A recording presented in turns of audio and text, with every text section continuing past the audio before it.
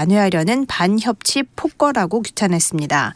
박홍근 원내대표는 오늘 오후 긴급 소집된 최고위원회의에서 윤석열 정권이 결국 제1야당 대표를 기소했다면서 이는 야당의 당대표를 제물 삼아 대통령 본인의 무능과 실정을 감춰보려는 저열하고 부당한 최악의 정치적 기소라고 비판했습니다. 국민의힘 법제사법위원회 위원들은 민주당의 김건희 특검법 발의에 대해 국민을 기만하는 후안무치한 행태라고 비판했습니다.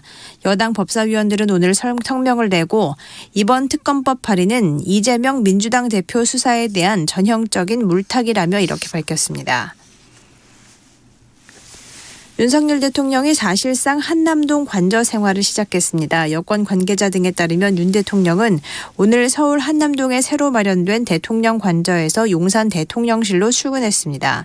한남동 대통령 관저는 기존의 외교부 장관 공간을 리모델링해 마련됐으며 생활에 필요한 집기 등도 대부분 갖춰진 것으로 전해졌습니다.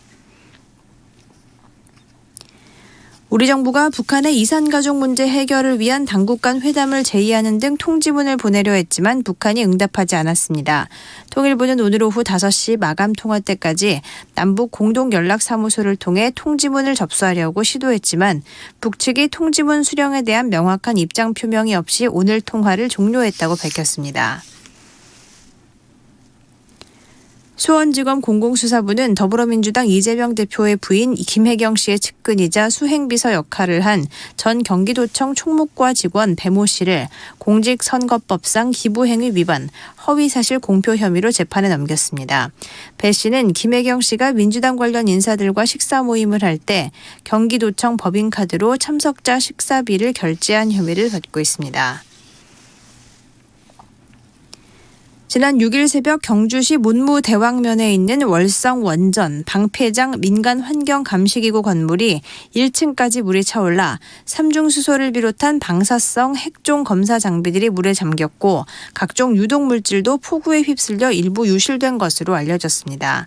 감시기구를 감독하는 경주시는 감시기구가 삼중수소가 포함된 시료 65리터를 보관하고 있었던 것으로 알고 있다며 현재 폭우로 유실된 시료의 양이 얼마인지 확인하고 있다고 밝혔습니다.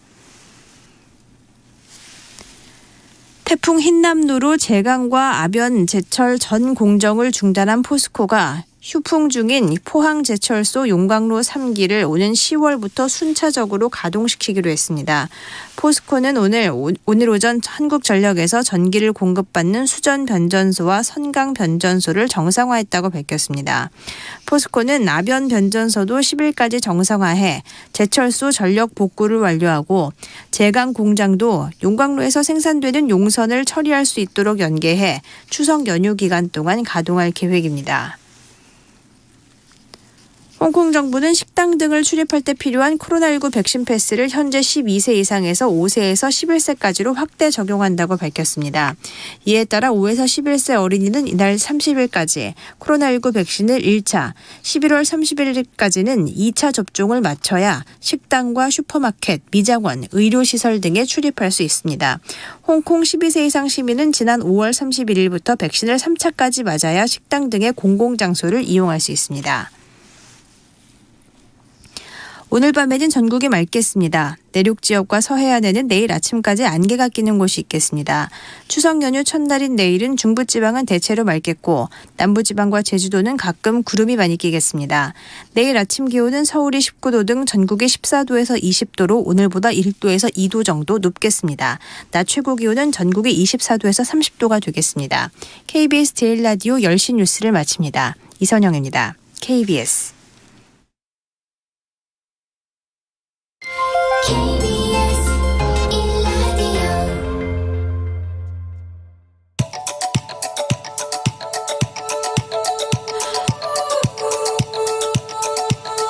김성환의 시사야.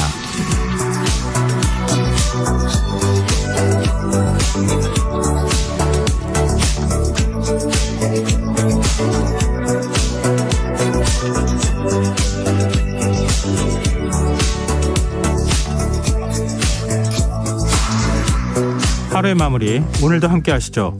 시사평론가 김성환입니다. 통일부가 오늘 이산가족 문제 해결을 위한 남북 회담을 제의했습니다. 생존해 있는 이산가족 대부분이 고령이란 점에서 인도적 차원의 접근이 필요하다는 건데요. 북한이 우리 정부 제안에 호응을 할까요? 더 깊이 있게 들여다보는 인터뷰 시간에서는 전문가와 이 문제에 대해 이야기 나눠보겠습니다. 목요일 코너죠. 경제 이슈를 깊이 있게 살펴보는 경제읽기에선 다시 존재감을 드러내고 있는 행동주의 펀드에 대해 살펴보겠습니다. 김성환의 시사회는 청취자 여러분들의 관심과 참여 기다립니다. 방송 내용과 관련해 의견 있으신 분들은 문자 보내주십시오. 당첨된 분들께는 모바일 쿠폰 보내드릴 텐데요. 참여하실 번호는 샵9730이고요. 짧은 문자는 50원, 긴 문자는 100원의 이용료가 부과됩니다. 콩 어플리케이션과 KBS 1라디오 유튜브 채널을 통해서도 저희 방송을 실시간으로 시청 또 참여하실 수 있습니다. KBS 1라디오 김성환의 시사야. 그럼 지금 시작하겠습니다.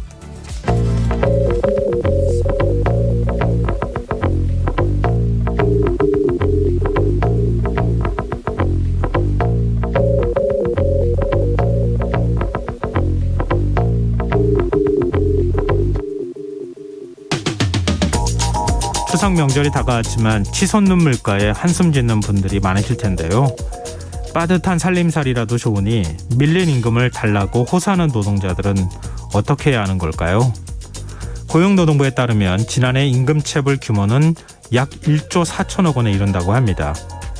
피해 노동자 숫자는 약 25만 명으로 추산되고 있는데요. 이런 추세가 올해도 그대로 이어지면서 올 상반기에만 12만 명이 넘는 노동자가 임금을 받지 못하고 있다고 하죠. 문제는 5인 미만 소규모 사업장과 하청 노동자들에게 임금 체불 피해가 집중되고 있다는 점인데요. 사업 규모가 작을수록 노동자들의 근로시간마저 길어진다는 점을 미뤄보면 대책 마련이 시급해 보입니다. 전문가들은 임금 체불이 줄어들지 않는 이유로 솜방망이 처벌을 꼽습니다.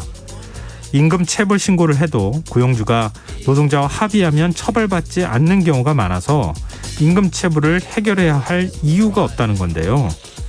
그나마 재판으로 넘어가더라도 형량이 지나치게 낮아서 처벌의 실효성도 떨어진다고 하죠.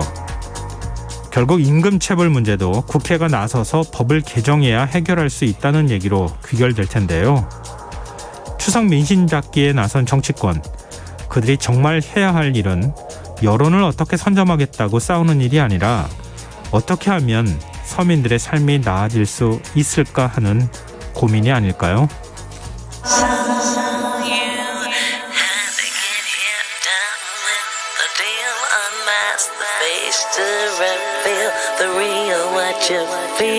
You and your everyday situations, all the unnecessary complications. 오늘 밤 당신 안의 꿈틀거리는 지식 충전 본능이 깨어납니다. 여러분의 자유탐구 영역 김성환의 시사야.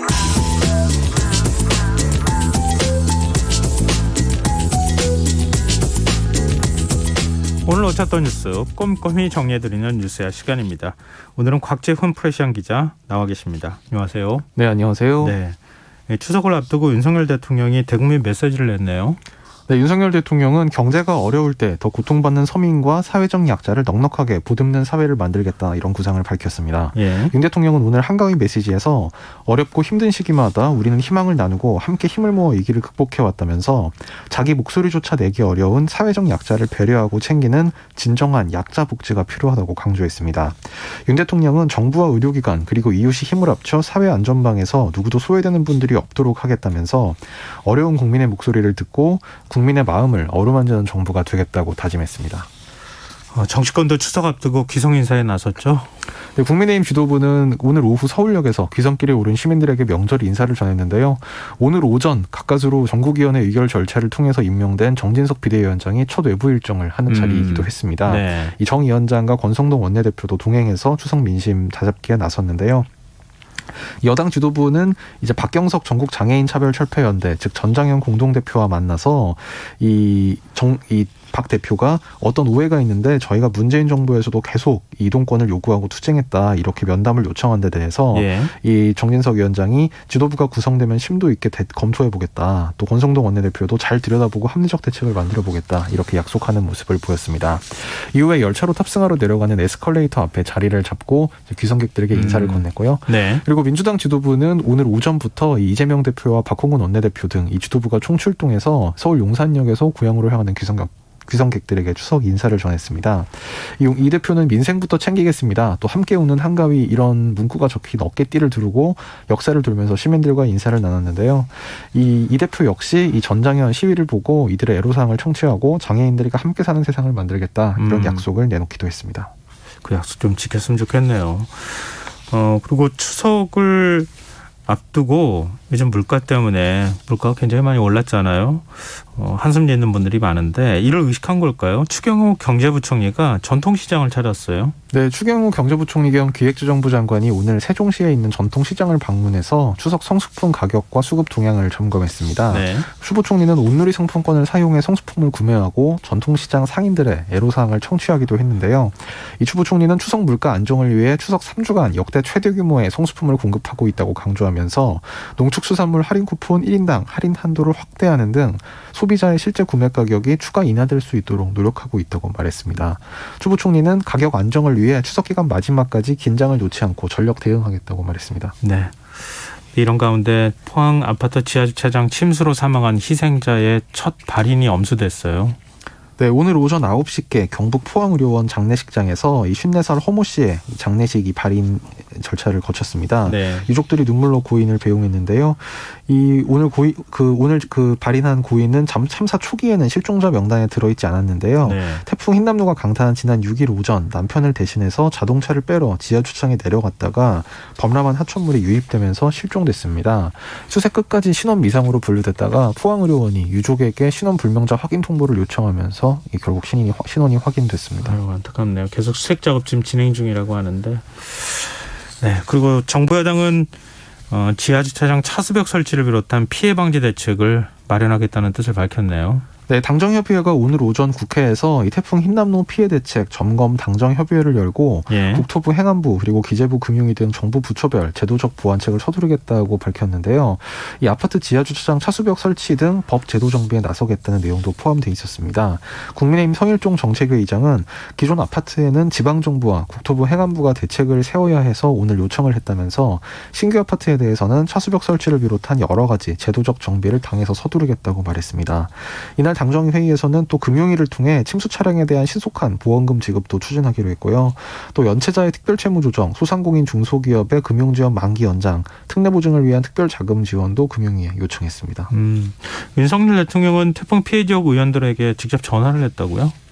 네, 윤 대통령은 오늘 태풍 피해 복구와 관련해서 주민들과 지역의 바람을 지속해서 확인하고 그만해도 된다고 하실 때까지 곁에 있겠다는 각오로 지원 방안을 고민해달라고 지시했습니다. 윤 대통령은 오늘 오전 용산 대통령실 회의에서 어제 현장 방문으로 끝난 게 아니다라면서 이같이 말했다고 이재명 대통령실 부대변인이 서면 브리핑에서 전했는데요. 네. 윤 대통령은 또 경북 포항 등 이제 지역의 국회의원들과 전화 통화를 하면서 피해 대책에 추가할 사안이 적지 않을 것이다. 그래서 주민 요청을 언제든지 제게 알려달라 이렇게 당부하기도 했습니다. 또 환경부 등 관계 기관장들에게도 전화를 걸어서 지류와 지천의 범람을 막고 사전의 위험을 차단할 수 있는 근본적 대책을 세워달라고 당부했습니다. 네, 뭐 정치권에서 다 얘기하고 있지만 재지원금이 너무 적어가지고 현실성이 떨어진다는 얘기 많이 하고 있잖아요. 네. 그러니까 세심하게 살피는 것도 참 중요하겠지만 좀 재지원금을 좀 현실화하는 방안에 대해서도 정치권이 논의했으면 좋겠네요. 화제를 좀 바꿔보죠. 국민의힘이 오늘 새로운 비상대책위원회를 출범시켰어요. 네, 국민의힘은 오늘 오전 당 의결기구인 전국위원회를 열어서 이 비상대책위원장으로 정진석 현 국회 부의장을 임명하는 안건을 ARS 투표에 붙여서 제적 731명 중 468명의 찬성으로 가결시켰습니다. 또 함께 상정된 비대위 설치 안건도 찬성 477명, 반대 42명으로 가결시켰습니다. 이준석 전 대표는 또 가처분 신청을 했어요? 네, 이번이 네 번째인데요. 예. 정진석 비대위 출범은 불과 3시간여 만에 이 설치 의결에 대한 효력 정지 그리고 비대위원장 직무정지 가처분을 냈습니다.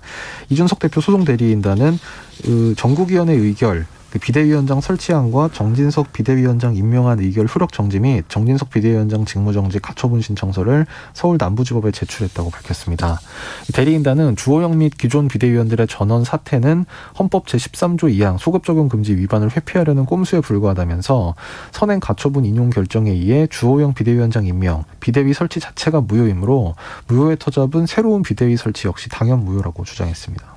가처분 신청에 대해서 정진석 비대위원장이 입장을 냈죠.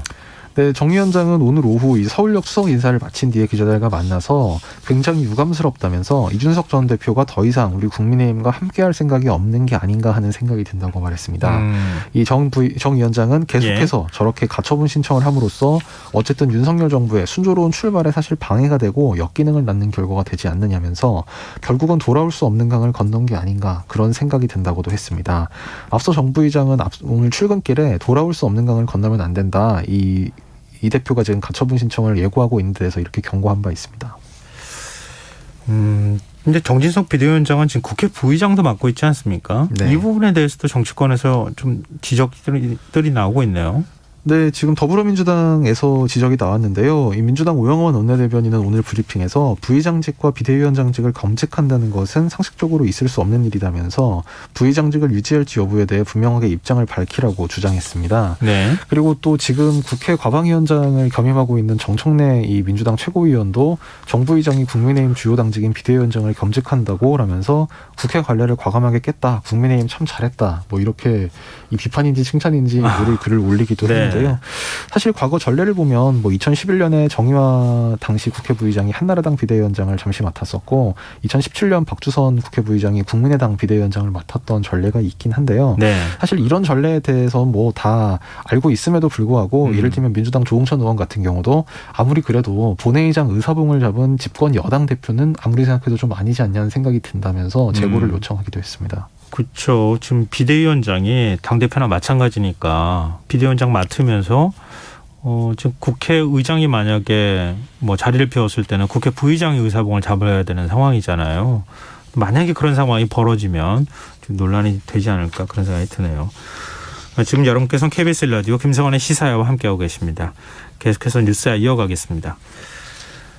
권성동 원내대표가 비대위원장이 선출되면 그러면 원내대표직에서 사퇴를 하겠다 이런 뜻을 그동안 밝혀왔잖아요. 실제로 그 밝힌 대로 사퇴를 했네요. 네, 권 원내대표는 오늘 국회에서 기자회견을 열고 이 자리에서 여당 원내대표 사퇴 의사를 밝힌다. 앞으로 국민의힘 의원으로서의 역할에 충실하겠다. 이런 입장을 밝혔습니다. 권 원내대표는 당의 혼란이 가중되고 있어 지도부의 일원으로서 책임감을 통감한다면서 이같이 밝혔는데요. 네. 이 같은 혼란의 원인으로는 이준석 대표를 지목했습니다. 이 권 원내대표는 현재 당의 리더십 위기는 전임 당대표의 성상납 의혹을 무마하려는 시도가 윤리위 징계를 받으면서 촉발됐다면서 징계 직후 당 기획조정국은 당원 당규에 의거해 당시 상황을 당대표의 사고로 규정했고 이를 통해 원내대표의 당 직무대행 체제가 출범했다고 과거 이를 짚었습니다. 예. 그러면서 직무대행 체제 출범을 전후해서 당 일부에서는 비대위 체제로의 전환이나 조기 전당대회를 주장했는데 돌이켜보면 비대위로서의 전환을 결정하기 전에 당원 당규를 확실하게 개정했어야 한다. 이런 점을 지적하기도 했습니다. 물론 과거 일에 대한 어떤 반성적인 평가이기도 하지만 이 비대위로서 전환 이제 이것을 본인이 주도해서 한 것이 아니라 이제 당 의원들 그리고 구성원들의 의사를 모아서 한 것인 만큼 이제 본인에게 책임론이 쏠리는 것에 대해서는 좀 억울하다는 뉘앙스도 들어있지 않느냐 이런 해석도 나왔습니다. 이제 뭐 정치권 인식하고는 좀 차이가 있는 것 같은데요. 그렇게 해서 당대표 직무대행 맡고 있다가 이른바 뭐 내부 총질 문자 나오고 난 다음에 사실 이 사단이 또 한 번 벌어진 거 아니에요? 그 부분에 대한 언급을 했습니까? 예, 그 부분에 대한 이제 질문이 나왔는데요. 기자들로부터 내부 총질 문자 노출로 비대위 전환 국면이 촉발됐다는 해석이 있는데 예. 거기에 대해서 어떻게 생각하느냐. 네. 이제 좀 아까 진행자께서 한 얘기를 이제 돌려서 이렇게 물어본 건데요. 그러자 권 원내대표는 경위와 어떻든 간에 저의 부주의로 내부 문자가 노출된 점에 대해서는 제 잘못이라고 인정하겠다 하면서도 그러면서도 정치인도 사생활이 있다. 그런데 문자를 망원 렌즈로 땡겨서 취재하는 거는 금기를 넘는 게 아니냐라고 생각한다. 이렇게 언론에 날을 좀 세우기도 했습니다. 네. 권 원내대표는 한편 오늘 장제원 의원과 마찬가지로 이선으로 후퇴할 생각은 없느냐, 뭐 어떤 공직도 맡지 않을 생각은 없느냐 이런 질문이 나온 데 대해서는 네. 지난 대선 때부터 오늘까지 쉼없이 달려왔다면서 당분간 좀 쉬면서 당과 나라를 위해서 어떤 역할을 할지 앞으로 천천히 생각할 계획이다 이렇게 가능성을 좀 열어놨는데요.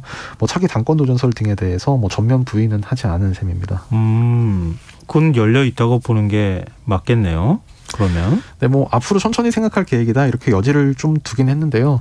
뭐 아무래도 지금까지 지금 물러나는 것이 말하자면 이른바 뭐 장제원 의원이나 권성동 원내대표 등 이른바 윤핵관들에 대해서 좀 이선 후퇴하는 게 맞지 않겠느냐라는 여권 내부의 인식이 있었기 때문에 네. 뭐 당장 전당대회에 도전할 가능성이 그렇게 높아 보이진 않습니다만 아마 본인은 또 어쨌든 욕심이 가능성을 좀 있을 수 열어놓는 있으니까. 듯한 그런 태도는 보였습니다. 네.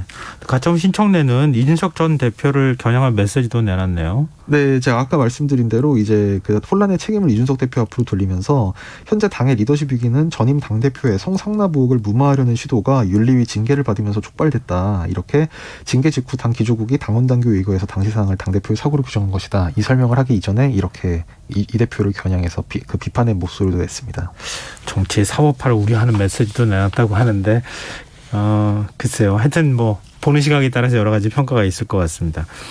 네, 윤석열 대통령 오늘 출근길 문답에서도 지금 정치권 상황과 관련해서 질문 받았죠. 어떤 얘기를 내놨습니까? 네, 오늘 윤석열 대통령 앞서 모두 발언에서 태풍 피해 관련 이야기를 좀 했는데요. 네. 사실 오늘은 이 모두 발언보다 질의응답에 더 관심이 쏠릴 수밖에 없었던 것이 먼저 윤석열 대통령 배우자인 김건희 전 코보나 콘텐츠 대표 관련 이른바 김건희 특검법을 지금 그 야당에서 추진하고 있지 않습니까? 네. 여기에 대한 입장을 묻자 윤석열 대통령은 별 입장이 없다 이렇게 대응하지 않겠다는 태도를 보였습니다. 네. 그러면서 지금은 제 문제나 이런 걸 가지고 신경 쓸 상황이 아니다. 본인을 겨냥한 검찰 고발 등에 대해서도 이렇게 사실상 대응하지 않겠다는 태도를 보였고요. 네. 또 국민의힘 이준석 대표가 결자 해지라면서 여권 내분 수습 책임을 윤 대통령에게 요구한 데 대한 질문이 나오자 윤 대통령은 다른 정치인들이 무슨 말을 하고 그 말의 의미가 무엇인지를 생각할 만큼 마음의 여유가 없다.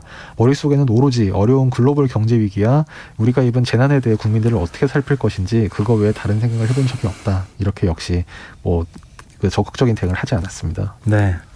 근데 이 발언 내놓은 지 불과 얼마 되지 않아서 이준석 전 대표가 SNS에 글을 올렸는데 윤석열 대통령의 발언을 겨냥한 것 같다. 뭐 이런 언론의 분석이 나와요. 이준석 대표가 SNS에 올리는 글은 대부분 이른바 밈이라고 하는 인터넷에서 네. 어떤 좀 재밌는 사진 같은 거를 좀 이렇게 올린 거라서 사진을 말로 설명하는 게 상당히 어렵긴 합니다만 요약해서 얘기하자면 돈에 관심 없다는 사람은 사실 돈에 환장한 사람이다. 이런 내용을 담은 사진을 한 장 올렸는데요. 네. 이게 이 윤석열 대통령이 다른 정치인들 말 의미를 생각할 내가 그런 여유가 없다고 하는 데 대해서 사실상 비꼰 거 아니냐 이런 해석을 나왔습니다. 정진석 비대위와 관련해서 개사진을 올렸다고요? 네, 개사진을 올리었는데 거기 적혀 있는 문구가 인간의 욕심은 끝이 없고 같은 실수를 반복한다. 이런 글이 적혀 있는 개사진을 올렸는데요. 해석은 청취자들에게 맡겨야 될 것 같습니다. 또 비대위 구성하냐? 이런 얘기를 하는 것 같네요. 그런가 하면 검찰은 오늘 민주당 이재명 대표를 결국 불구속 기소했어요. 네, 이재명 민주당 대표가 지난 대선 과정에서 허위 발언을 했다는 이유로 결국 검찰에 의해 불구속 기소됐는데요. 네. 검찰이 적용한 혐의는 공직선거법상 허위사실 공표 혐의입니다. 검찰은 이 대표가 지난해 10월 당시 경기도지사로 국토교통위원회 국정감사장에 나와서 네. 국토부가 용도 변경을 요청했고 그러니까 성남시는 공공기관 이전 특별법에 따라 응할 수밖에 없었다. 또 성남시는 일정 수익을 확보하고 시설을 유치하겠다고 했는데 국토부가 직무유기로 문제 삼겠다고 협박했다. 이렇게 말한 것이 허위라고 봤습니다. 네. 이 사건은 수원지검에서 수사를 하고 있었고요. 또 그러니까 대선 기간인 작년 12월에 언론 인터뷰에서 대장동 개발사업 관계자였던 고 김문기 성남도시개발공사 개발 1처장에 대해서 하위 직원이라서 이 성남시장 재직때는 알지 못했다. 이렇게 말한 건 역시 김 처장과 해외 출장을 같이 다녀온 사정 등에 비춰보면 허위라는 결론을 내린 걸로 알려졌습니다. 이 부분은 서울중앙지검에서 담당을 해왔는데요. 앞서 검찰은 지난 6일 이 대표를 소환했는데 이 대표 측에서 서면 답변서를 제출하면서 이 제출로 인해 수원 사유가 소멸됐다 하면서 응하지 않았고 그러자 검찰이 같은 날 이 김 처장을 모른다는 발언 관련 수사를 하겠다고 경기도청 언론 담당관 사무실을 압수수색하기도 했습니다. 검찰의 기소에 대해서 이재명 대표가 혹시 입장 내놓은 게 있습니까? 네, 이재명 대표가 초기에는 그러니까 기소 직후에는 당 수석 대변인을 통해서 국민과 법원을 믿고 의연하게 대처하겠다. 또 경제가 어려운 만큼 민생경제 문제 해결에 집중하겠다. 이런 짤막한 입장만 냈었는데요. 네. 조금 전 오후 8시가 넘어서 SNS에 좀 장문의 입장문을 올렸습니다. 자신을 기소한 검찰에 대해서는 억지 기소다. 또 아마추어 보복 정치다. 이렇게 강력하게 비판을 하면서 네. 또 다른 한편으로는 민생이 먼저라면서 윤석열 대통령에게 영수회담을 재차 제안하는 내용도 있었는데요. 이 대표는 국민이 맡긴 권력은 오로지 국민의 더 나은 삶을 만드는 데 사용돼야 하지만 안타깝게도 민생 민생과 경제는 뒷전이다. 이렇게 정부를 비판하면서 권력으로 상대의 먼지를 털고 발목 잡기로 반사이익 노리는 정치는 국민의 외면을 받을 것이다. 이렇게 자신에 대한 기소 결정을 비판했습니다. 그러면서 이제 아마추어 보복 정치를 중단하고 민생 경제 위기 극복에 힘을 모을 때라면서 당대표 취임 직후 영수회담을 제안했고 대통령께 다시 요청드린다. 이렇게 그 영수회담 요청을 재차했습니다. 근데 검찰이 이 대표 부인인 김혜경 씨의 기소 여부는 나중에 결론 내리겠다 이렇게 밝혔어요. 네, 이 대표 배우자 김혜경 씨의 공직선거법 위반 그리고 업무상 배임 혐의에 대해서 검찰은 계속 수사 중이다 이렇게 밝혔는데요. 네. 이 김혜경 씨는 작년 8월 초 민주당 관련 인사 3명과 모 변호사 등에게 10만 원 상당의 식사를 제공해서 공직선거법상 기부행위 금지 위반 혐의를 받고 있습니다. 네. 당시 김 씨를 제외한 일행의 식사비는 이제 김혜경 씨의 측근인 전 경기도 5급 공무원 배모 씨가 경기도 법인카드로 결제를 했는데요. 네. 이 부분에 대해서 오늘 검찰에서 배 씨는 기소가 됐습니다. 이제 그러면서 이 배 씨는 공직선거법상 기부행위, 허위사실 공표 혐의로 불구속 기소했다. 이 수원지검에서 이렇게 밝혔고요. 다만 이 배 씨와 김 씨의 업무상 배임 그리고 김 씨의 공직선거법상 기부행위 등에 대해서는 공직선거법상 단기 공소시효와 무관해서 계속 수사 중이다 이런 입장을 밝혔습니다. 그러니까 이 김 씨의 공직선거법상 기부행위가 포함이 돼 있는데 이게 왜 공소시효와 무관하냐 이 점이 좀 의아하게 생각하실 분들이 있으실 텐데요. 네. 검찰에서는 이제 공범관계인 배 씨의 기소로 김혜경 씨의 공직선거법상 기부행위 혐의는 공소시효가 정지됐다고 설명했습니다. 그럼 나중에 언제든 판단해서 선거법으로 기소할 수 있다. 이런 건데. 네, 이와 관련해 김혜경 씨는 어제 SNS를 통해서 예. 자신의 혐의는 배 씨와 공모해서 음식비 16건 180만 원을 업무 추진비로 결제하고 식대 7만 8천 원을 대납했다는 혐의였다면서 나는 법인카드를 쓰는 일도 없고 쓰는 것을 보지도 못했고 법인카드로 산 것을 알지 못했다 이런 입장을 밝혔습니다. 민주당은 이렇게 연이어 검찰 수사를 이제 당대표가 받는 상황 그리고 부인이 이제 이재명 대표가 기소되는 이런 상황과 관련해서 서울중앙지검을 항의 방문했어요. 네, 민주당에서는 강한 반발을 이어갔는데요. 예. 말씀하신 대로 오늘 낮 서울중앙지검을 좀 사전에 항의 방문해서 이 대표 기소는 부당한 기소다 이렇게 주장을 하고 오로지 야당과 전 정부 인사만이 수사 대상이 되는 야당 탄압용 수사다 이렇게 비판하기도 했습니다. 이들은 송경호 중앙지검장을 직접 만나 항의의 뜻을 전달할 계획이었지만 검찰 측에서 출입을 막으면서 청사 앞에서 농성을 벌였고요. 그리고 이 대표 기소 결정 후에도 오후에 긴급 최고위원회가 열렸는데 이 자리에서도 박정희 전두환 독재의 망령이다. 신공안 시대로 돌아가려 하느냐. 또 대통령 임기가 보장되지 않을 가능성이 크다. 이렇게 상당히 격한 발언들이 나왔습니다. 네. 자, 마지막 뉴스로 가보겠습니다. 지금 전현희 국민권익위원장이 오늘 기자회견을 열었는데 그동안에 감사원 감사가 계속 있지 않았었습니까? 근데 그 부분에 대해서 일종의 이제 반발하는 메시지를 내는 거죠. 네, 전현희 위원장은 오늘 정부 서울청사에서 기자회견을 열고 감사원 감사와 관련해 신상설계식 불법 감사를 즉각 중단할 것을 강력히 촉구한다고 밝혔습니다. 또 자신의 거취와 관련해서는 국민들과의 약속을 지키기 위해 죽음과도 같은 공포를 이기면서 임기를 지켜내겠다고 했습니다. 전 위원장은 감사원은 이제라도 권익위에 대한 불법 직권 남용 감사를 중단하고 공정성과 중립성이라는 본연의 업무에 충실해달라면서 불법 감사에 대해서는 반드시 끝까지 민영사상 행정상의 법적 책임을 물을 것이라고 했습니다. 전 위원장은 감사가 진행 중인데 이 같은 회견을 연 이유가 무엇이냐는 기자 질문에 네. 이미 감사원 감사는 불법 직권남용 감사인 것이 성립했다고 생각한다면서 당장 중단돼야 하고 다른 추가 위법을 저지르지 않도록 말씀드리는 것이라고 설명했습니다. 이 감사에 재감사에 계속 감사가 이루어지는 것 이런 상황 어떻게 봐야 될지 모르겠는데 감사원은 어떤 입장입니까? 네, 감사원은 전 위원장 기자회견 직후 언론 공지를 통해 권익위는 청탁금지법 등 주무부처인데도 핵심 보직자를 비롯한 다양한 구성원으로부터 해당 법을 위반해 권익위 주요 기능을 훼손했다는 복수 제보가 있었다 이런 입장을 밝혔습니다. 그러니까 네. 감사가 정당화되는 입장을 밝힌 겁니다. 네, 앞으로도 계속 논란이 좀 이어지겠네요. 오늘 뉴스 여기까지 하겠습니다. 지금까지 곽지연 프레시안 기자였습니다. 고맙습니다. 감사합니다.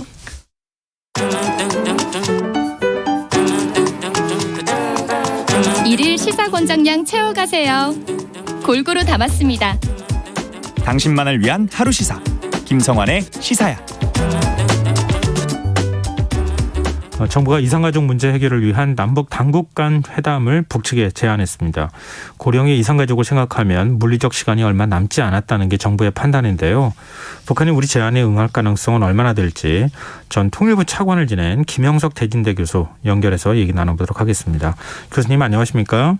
네, 안녕하십니까. 네, 이번 회담 제안 소식을 듣고 난 다음에 갑자기 그런 생각이 들더라고요.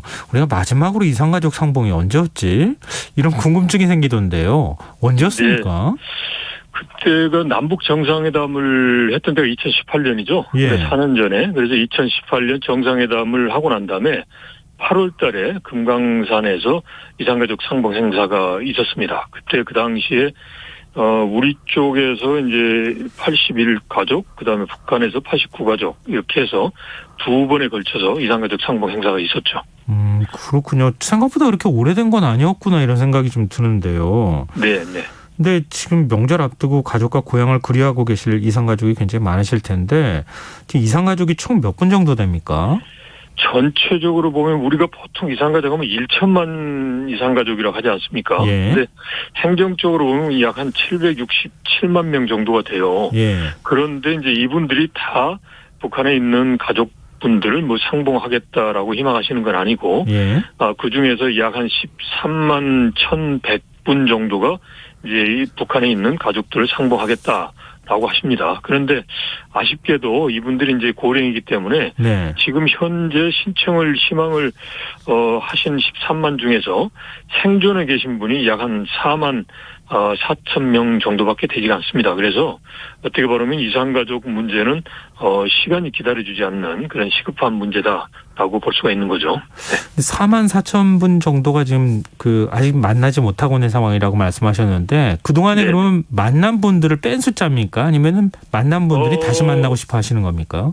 이분 중에 이제 만나신 분들도 있습니다. 있는데 그러니까 13만 1,000명 중에서 실질적으로 북한 가족을 상봉하신 분들은 4,290분 정도 됩니다. 근데 그중에 이제 가족들 포함하면 뭐 한 2만 614명의 대한민국 국민이 이북 사람을 만난 거지만 신청자 기준으로 보면 한 4,290이니까 어떻게 보면 한 4%도 못 한 거죠. 그래서 아마도 이제 생존하신 분 중에서도 상봉하신 분도 있겠습니다만은 전체적으로 보면 이제 신청자의 한 4% 내외니까 여전히 이제 상봉하지 못하신 분이 이제 대부분이다 이렇게 볼 수가 있는 거죠.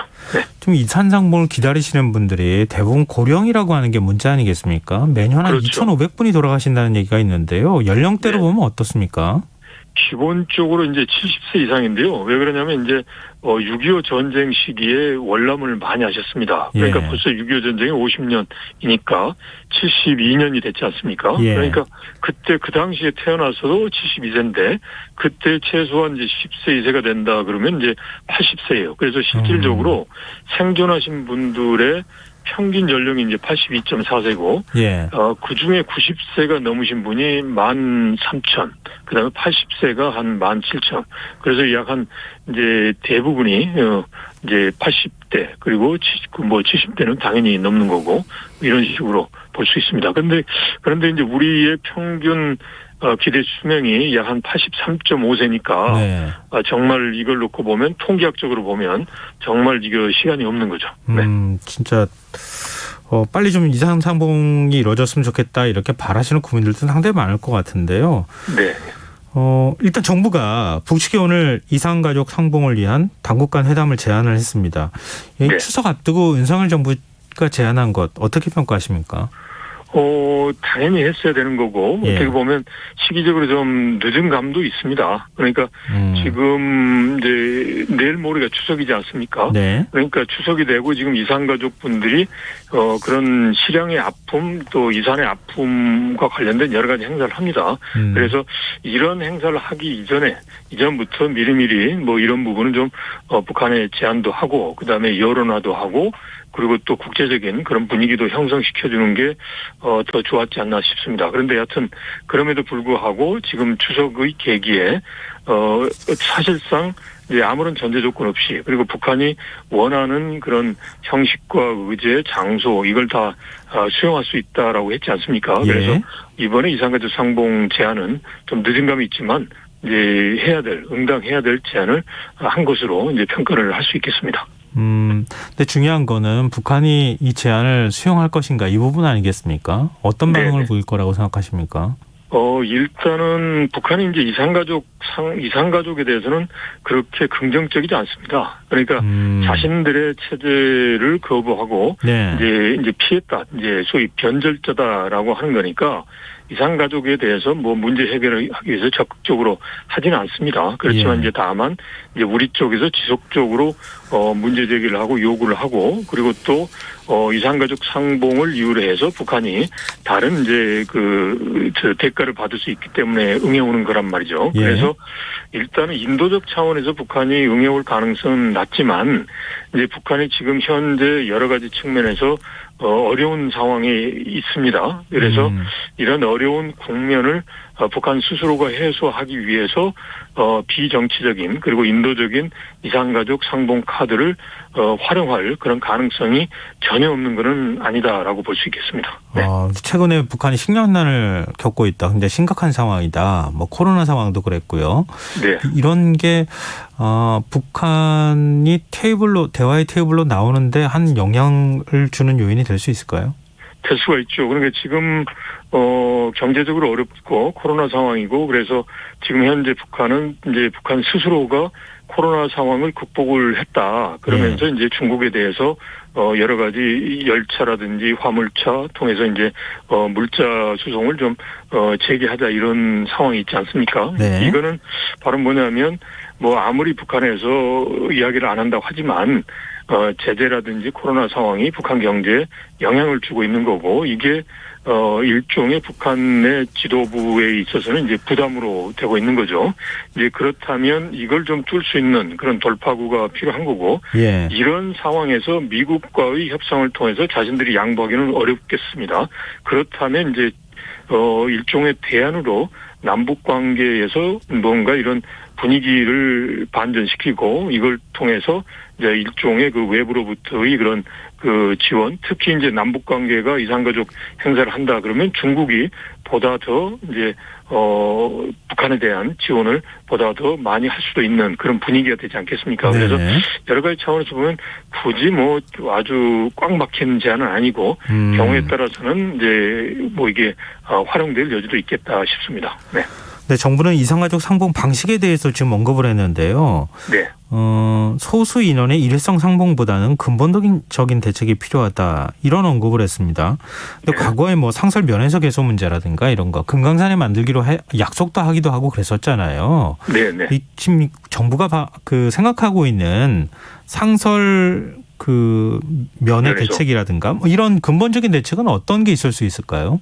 일단 근본적인 대책은 이제 2박 3일간의 일회성 만남은 이제 근본적인 대책이 못 되거든요. 예, 그러면 일단 근본적이라는 것은 이산가족 전수가 생사 확인이 되고 그리고 생사 확인이 된 사람들이 서로 이제 소통을 하는 거죠. 예. 그리고 이제 그렇다면 이제 소통이 되고 난 다음에 이제 원하는 사람들은 서로 상봉해서 만나기도 하고 상봉하기 어려우면 화상 상봉도 하고 그것도 어려우면 편지 교환을 한다든지 뭐 이런 게 이제 근본적인 대책입니다. 그러니까 기본적으로 이제 이산가족 있으면 모두 전원이 생사 확인이 되고 그 전원이 각자가 원하는 방식으로 서로 소통하는 게 이제 근본적인 방식이 되는데요.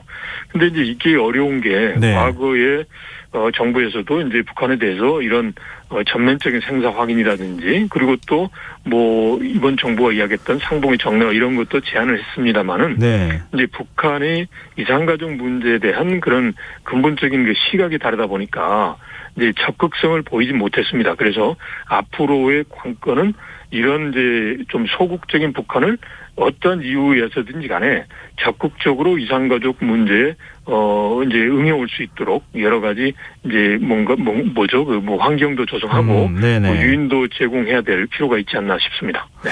이산상복 회담 하나만 가지고 남북 관계 뭐 하다못해 이제 회담 테이블이 성사가 될지 이건 뭐 장담하기는 쉽지 않은 상황이잖아요. 그렇죠. 예를 들면 말씀하신 것처럼 2018년 9.19 남북 정상회담에서 상설 면에서 계속 화상상봉하자 뭐 이렇게 약속까지 했는데 네. 남북 관계가 군사적 측면이나 안보적 측면에서 같이 풀려나가야 네. 그래야 사실 이사상봉도 가능해지는 상황인 거잖아요. 근데 이 그렇죠. 순서가 바뀌어도 괜찮은 건가? 과연 가능한 건가? 이런 생각이 든다는 거죠. 일단 이제 바뀌어서 하면 가장 좋지만 네. 북한이 하는 행태를 보면 일단 정치 군사적인 여건을 보아가면서 이제 이산가족 문제를 활용을 한 측면이 있어요. 예. 그러니까 21차례 했던 것 중에서 소위 그 김대중 정부 시절하고 그다음에 노무현 정부 시절이 남북 관계 좋았지 않습니까? 네네. 근데 그럴 때 약 한 16번을 했고 그다음에 이제 이명박 정부 때 2번, 박근혜 정부 때 2번, 문재인 정부 때 1번을 했어요. 예. 그런데 했던 때를 보면 남북 관계가 이제 그럭저럭 이제 좋았을 때 이제 여러 가지 이제 이산가족 상봉을 이유로 해서 뭐 식량 지원이라든지 이렇게 연계해서 했습니다. 그런데 또 하나가 뭐가 있냐면 네. 그 이명박 정부 때 천안함 폭침 사건 이후에도 이산가족 상봉을 했어요. 그 말은 뭐냐면 네. 이 뭔가 남북 관계의 국면 전환을 위해서 북한이 이산가족을 활용했다라는 거죠. 그렇다면 이게 반드시 남북 관계가 좋아서 지에 따라오는 게 아니라 북한이 자기들의 어려운 상황에서 이걸 뚫고 나가기 위해서 소위 국면 전환을 위해서 이산가족 상봉 카드를 활용한 적도 있기 때문에 네. 지금 시점에서는 그 후자 차원에서 이산가족 상봉 카드가 활용될 수 있지 않겠느냐 뭐 그런 차원에서 우리가 지켜볼 그런 여지는 있을 것 같습니다. 네. 윤석열 정부 대북 로드맵 담대한 구상이라고 불리잖아요. 네네. 이 문제하고도 같이 연결되어 있을 것 같거든요. 북측이 이 문제에 대해서는 어느 정도 태도를 보일 거라고 보십니까?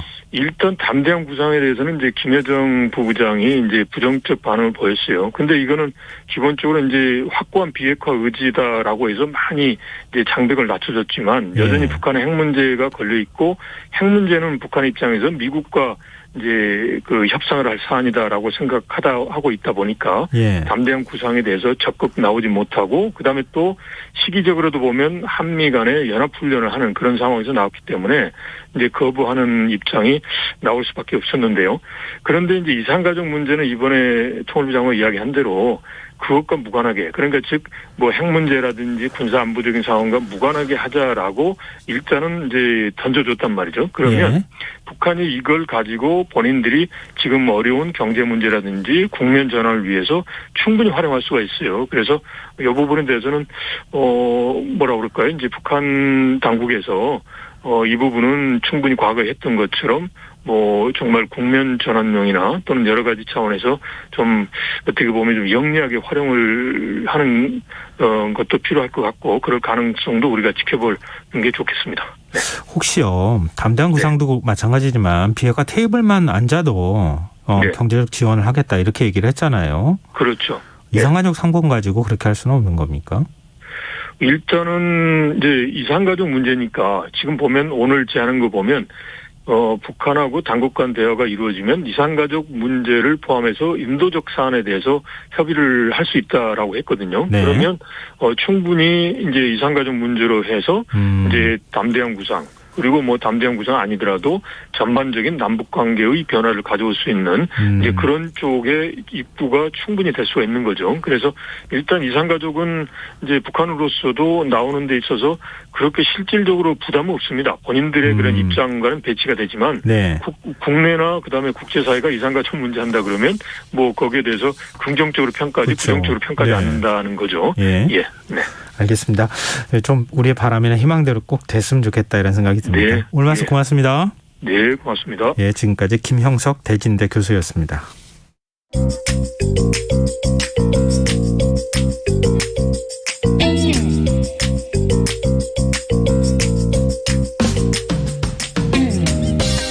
복잡한 정책부터 실물 경제와 투자까지 눈여겨봐야 할 경제 이슈 깊이 있게 살펴보는 시간입니다. 경제읽기 김치영 경제전문기자 전화로 만나보겠습니다. 안녕하세요. 네, 안녕하십니까. 예, 오늘은 오스템 임플란트가 행동지 펀드의 표적이 된 얘기 해주신다고요? 네, 그렇습니다. 오스템 임플란트의 역대급 횡령 사고 기억들 하실 텐데요. 예. 2천억 원이 넘는 회사 자금을 빼돌려서 금괴를 사고 주식 투자를 하고 진짜 영화 같은 일이 일어났지 않습니까? 네. 이후에 이제 회사가 이 사고를 수습하긴 했습니다만은 사고 자금을 이제 100% 완전 회수하지는 못했고요. 당시 이제 대표이사를 비롯해 경영진들에게 딱히 잘못을 제대로 묻지도 못했다는 뭐 비난 여론이 좀 남아 있습니다. 아무래도 관리 단지- 책임이 있으니까요. 네, 그렇습니다. 예. 근데 단지 회사 직원 한 명의 일탈 정도로 좀 마무리가 된 모양새거든요. 물론 이제 회사 측에서 감사위원회도 설치를 했고 사회 이사를 과반 이상 채우는 등 개선책도 뭐 등장을 하긴 했지만 예. 내부 회계 관리 제도 문제나 대주주 견제 등은 부족하다는 평가가 좀 여전한 상황입니다. 이런 상황에서 대한항공의 모회사인 한진칼의 지분을 공격적으로 사들여서 예. 이들의 경영권을 위협했던 KCGI 펀드, 일명 강성부 펀드가 오스템 임플란트의 주식을 사들이고 있다는 얘기가 지금 나오고 있습니다. 얼마나 혹시 확인이 된 겁니까? 강성훈 펀드가 예전에도 이런 일들이 있었기 때문에 좀 네네. 여론의 도마에 오른 적도 있었는데 주식 매입 사실은 확인이 된 겁니까? 사실 이제 모 언론사가 이걸 보도를 했는데요. 예. 이 보도의 내용을 보면 양사가 모두 확인을 해주지는 않았다 이렇게 돼 있습니다. 근데 이제 사실 기자가 취재하는 과정에서 사실 확인을 요청했을 때 네. 여러 가지 답변들이 나오는데요. 예. 회사 측에서 사실 무근이다, 이거 사실 아닙니다라고 확답을 해주는 경우가 있고요. 애매하게 대답하는 경우가 있습니다. 특히 확인해 줄 수 없다 이렇게 대답하는 경우에는 저희가 이제 이걸 행간을 해석을 해서 네. 확인해 줄 수 없다는 사실을 인정한 것으로 정황상 판단을 좀 하는 경우가 있거든요. 네. 이번의 경우가 이제 약간 그런 경우인데 이번 강성부 펀드 그러니까 KCGI 펀드의 오스타임 임플란트 주식 매입과 관련된 사실은 후자 쪽으로 보는 게 맞는 것 같습니다. 그래서 이 KCGI 펀드가 아닐 수도 있는 가능성이 조금은 있지만 네. 어쨌든 사모펀드가 오스템 임플란트의 주식을 현재 500억 원 이상 사들인 것은 주식 매수 주체를 파악해보면 이게 나오거든요. 그러니까 예. 경영 참여형 사모펀드가 주식을 장내에서 매입하게 되면 기타 법인으로 분류가 됩니다. 그런데 지난달 26일부터 최근까지 기타 법인이 오스템 임플란트의 주식을 500억 원 이상 사들인 것은 확인이 되거든요. 네. 그래서 그게 KCGI냐 아니면 다른 데냐의 문제긴 한데 현재 오스템 임플란트도 확인해 줄 수 없다. 그다음에 KCGI 쪽에서도 확인해 줄 수 없다. 이렇게 답을 하고 있기 때문에 시장에서는 사실상 KCGI가 맞을 거다. 이렇게 보고 있습니다. 강성부 펀드가 일반적인 네네. 사모펀드하고 비교할 때 어때요? 성격이? 사모펀드들이 이제 성격들이 조금씩 다 다르긴 한데요. 예. 특히 이 KCGI 펀드는 이른바 행동주의 사모펀드 또는 경영 참여형 사모펀드 이렇게 저희가 부릅니다. 예. 그러니까 어떤 회사의 지분율을 끌어올린 뒤에 주주의 권리를 최대한 활용해서 해당 회사의 경영에 적극적으로 참여를 하고요. 그렇게 함으로써 회사의 값어치를 끌어올리고 투자 수익을 극대화하는 전략을 사용하는데요. 예. 오스템 임플란트에 앞서 지적된 문제들에 대한 공격적인 개선 요구가 만약에 이 KCGI가 더 주식을 사모은다 그러면 앞으로 일어날 가능성이 있어 보이고요. 예. 사실 오스템 임플란트라는 회사는 실적이나 이런 면에서는 매우 뛰어나다는 평가를 지금 받고 있습니다. 그럼에도 불구하고 좋은 실적을 바탕으로 주주들에게는 딱히 많은 걸 돌려주지 못한다라는 비판도 같이 일어나고 있거든요. 그래서 예. 뭐 향후에 강력한 배당을 요구한다거나 혹은 다른 주주 배려책을 요구하거나 또는 경영진에게 이전에 있었던 사고의 책임을 또 한번 묻는다거나 이런 행동들이 아마 나올 가능성이 있어 보입니다. 뭐 이른바 우리가 사모펀드 하면 먹튀 네. 이렇게 생각하잖아요. 그런 거하고는 좀 네. 성격이 다르긴 한 거죠. 그렇습니다. 이제 먹튀라는 것도 어떻게 보면 과거에 저희가 IMF 때 외국계 우리는 돈이 없어서 네. 외국계 펀드가 워낙 저가의 주식을 사고 난 다음에 수익을 많이 올리고 정상화된 이후에 돈을 빼갔기 때문에 네. 우리 자금이 아니고 외국 자금이기 때문에 저희가 이제 먹튀라는 표현을 썼었는데요. 어떻게 보면 그 당시에 그들이 사주지 않았으면 살지 못할 기업을 그들이 들어와서 살려줬다라고 볼 수도 있거든요. 그러니까 이건 관점의 좀 차이인 것 같습니다. 그래서 물론 사모펀드가 자신들의 수익을 위해서 그런 노력들은 하지만 네. 들어와서 뭐 구조조정을 한다거나 유유자산을 막 팔아 넘긴다거나 예. 이런 성격의 펀드는 아니라는 거죠. 그러니까 가치, 기업의 가치를 최대한 높이는 쪽으로 포커스를 맞추는 그런 사모펀드다 이렇게 보시면 될 것 같아요. 과거 그 강성훈 펀드가 한진칼에 투자하지 않았습니까? 네, 그때는 그렇습니다. 어떤 행태를 보였습니까? 말씀하신 대로 한진칼의 KCGI 펀드가 한 16% 이상 지분을 사들였었습니다. 네. 그래서 조원태 회장과 조현아 전 부사장 간의 경영권 분쟁에 같이 달라붙었었고요. 예. 첫 등장은 한진칼 대주주들의 무능한 경영, 그다음에 뭐 허술한 지배구조, 그리고 대주주 일가들이 일으켰던 여러 가지 일탈 문제들 이런 것들을 지적하면서 등장을 했었고요. 나중에는 이제 아들과 딸 간의 경영 분쟁이 일어났을 때 여기에 조금 그 아들 말고 조현아 부사장 쪽에 예. 지분에 같이 들어가면서 경쟁을 좀 벌이는 구도로 갔었거든요. 예. 근데 이제 결론적으로는 아들인 조원태 회장의 승리로 이 경영권 분쟁은 끝이 났고요. 예. 결국에는 그 과정에서 조원태 회장은 주주들의 환심을 사기 위해서 다양한 주주 배려책을 내놨고 경영 개선과 여러 가지 조치들을 발표를 했습니다. 그래서 KCGI가 요구했던 여러 가지가 좀 들어졌다 이렇게 볼 수도 있고요. 그리고 마지막으로는 이 KCGI 펀드는 자신들의 지분을 조원태 회장의 우군이라고 불렸던 반도그룹에 전량 매각을 하면서 큰 차이까지 거두는 결과를 가져왔거든요. 예, 예.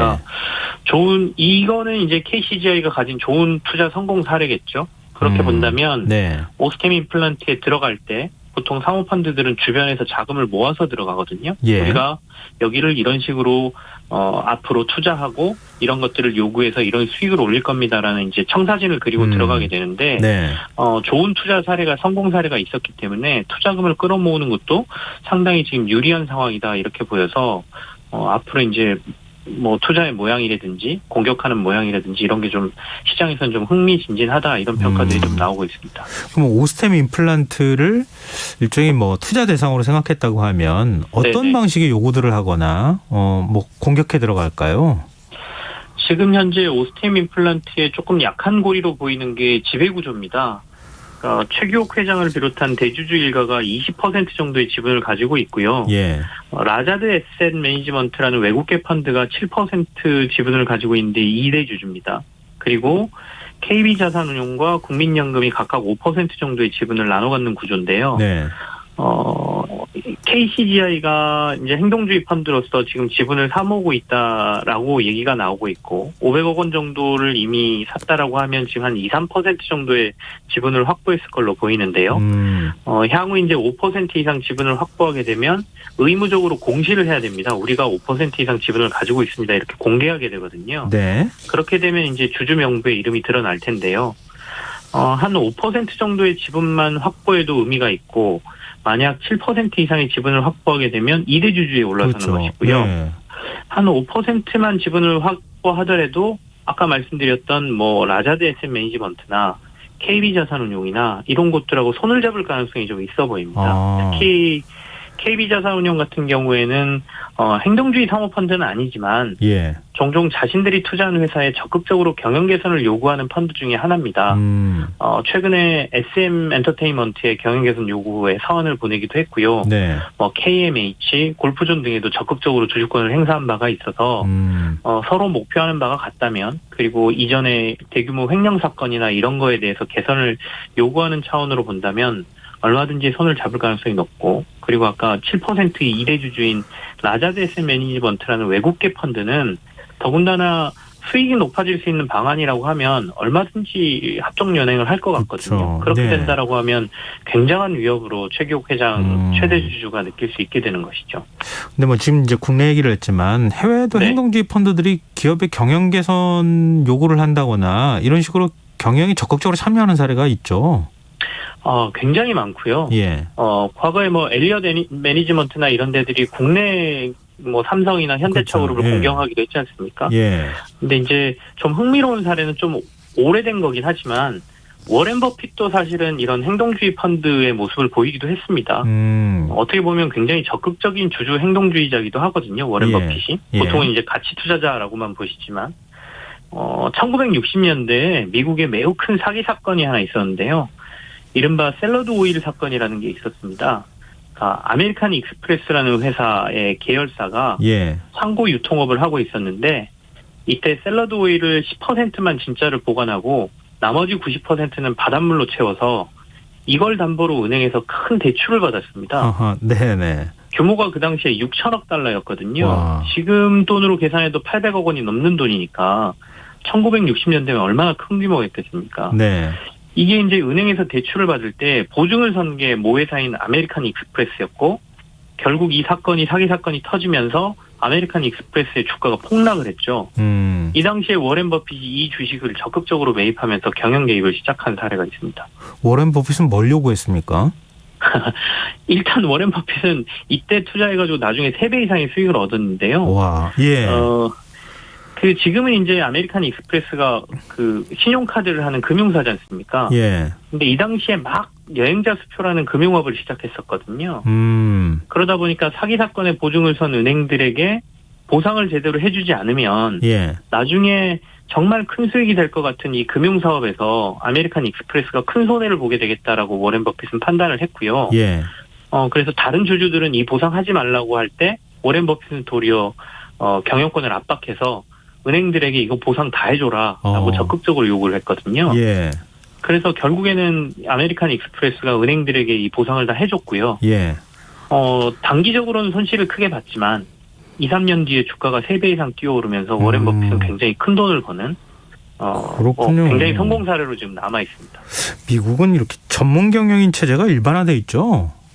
그렇습니다. 그러니까 이 이사회를 중심으로 한 전문 경영인 체제가 있다 보니까 이렇게 행동주의 펀드가 강하게 들어가고 주주들의 목소리가 나기 시작하면 네. 사실 이사회에서 이사진이 바뀌고 하면서 경영 개선 요구가 좀 잘 들어지는 편이고요. 반면에 이제 우리 사례하고 미국 사례를 그대로 연결시킬 수 없는 이유는 우리는 이제 대부분 대주주 또는 오너가라는 이 강력한 세력이 회사를 지배하고 있다 보니 그렇죠. 행동주의 펀드하고 주주 간의 대결이 벌어지면 경영권을 놓지 않기 위한 여러 가지 꼼수들이 등장하거든요. 대표적인 게 갑자기 유상증자를 해버린다거나 네. 아니면 주주들이 세대결을 할 때 어려운 황금 낙하산 제도라거나 이런 것들을 끼워 넣어가지고 여러 가지 상황들이 연출되기 때문에 과거에 아까 말씀드린 아메리칸 익스프레스 같은 굉장히 좋은 사례가 나온다라고 꼭 보기는 힘든데 그래도 어쨌든 의미가 있는 건 이렇게 회사 내부에 문제가 발생했을 때 외부에서 적극적으로 견제하는 세력들이 지금 등장하고 있다는 게 굉장히 의미가 있고요. 네네. 앞으로 이제 오스템 임플란트 이런 문제들이 어떻게 해결되는지 한번 지켜볼 흥미진진한 포인트가 있는 것 같습니다. 네, 알겠습니다. 좀 긍정적인 영향을 미치는 사례로 남았으면 좋겠다 이런 생각이 드네요. 네네. 네, 오늘 경제일기 여기까지 하겠습니다. 지금까지 김치영 경제전문기자였습니다. 오늘 말씀 고맙습니다. 네, 감사합니다. KBS 1라디오 김성환의 시사 1부 순서는 여기서 마무리하겠습니다. 전 11시 정각 2부에 다시 오겠습니다.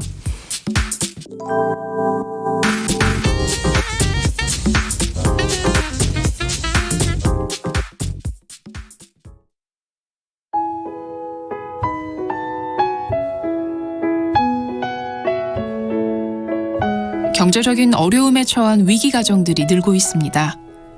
복지 사각지대에 처해 있는 가정들을 미리 찾아서 지원하고 위기로부터 구하는 일이 시급한데요.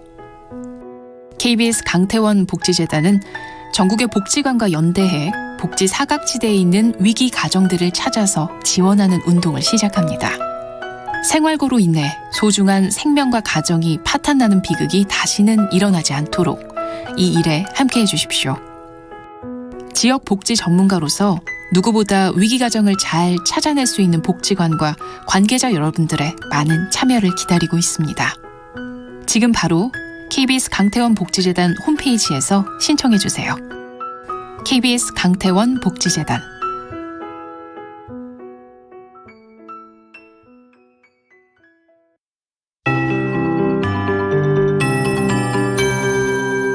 KBS 58분 날씨. 추석 연휴 첫날인 내일은 중부지방은 대체로 맑겠고 남부지방과 제주도는 가끔 구름 많겠습니다. 아침까지 전국 내륙과 서해안에 안개가 끼겠는데요. 특히 서해대교를 지나는 분들은 교통안전에 주의하시기 바랍니다. 추석 당일인 토요일에는 전국 대부분 지역에서 보름달을 볼 수 있겠지만 동해안과 제주도는 흐리겠고 제주도 동부와 산지에는 낮부터 5mm 내외의 비가 가끔 오겠습니다. 다른 부산과 울산의 오후 6시 53분을 시작으로 서울은 7시 4분에 뜨겠습니다. 내일 아침 최저기온 서울, 광주 19도 등 전국이 14에서 20도로 선선하겠고 낮 최고 기온은 서울 30도, 대구 28도 등 전국이 24에서 30도로 더워 내륙을 중심으로 일교차가 크겠습니다. 흰남노의 충격이 가시기 전에 태풍이 또 발생했습니다. 제12호 태풍 무이파는 필리핀 세부 북동쪽 약 1080km 부근 해상에서 북서진하고 있습니다.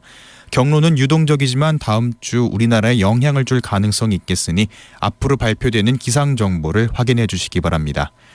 서울의 현재 기온 22.5도, 습도 74%, KBS 58분 날씨 박성준입니다.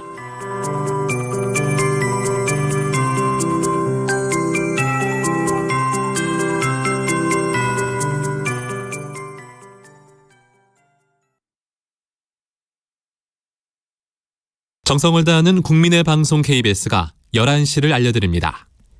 AM 711kHz, FM 97.3MHz, KBS 1라디오입니다. HLKA.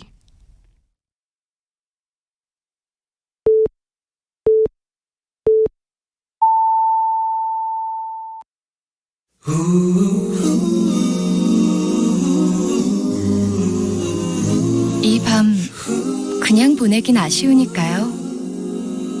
당신의 하루의 끝까지 야무지게 채워드립니다.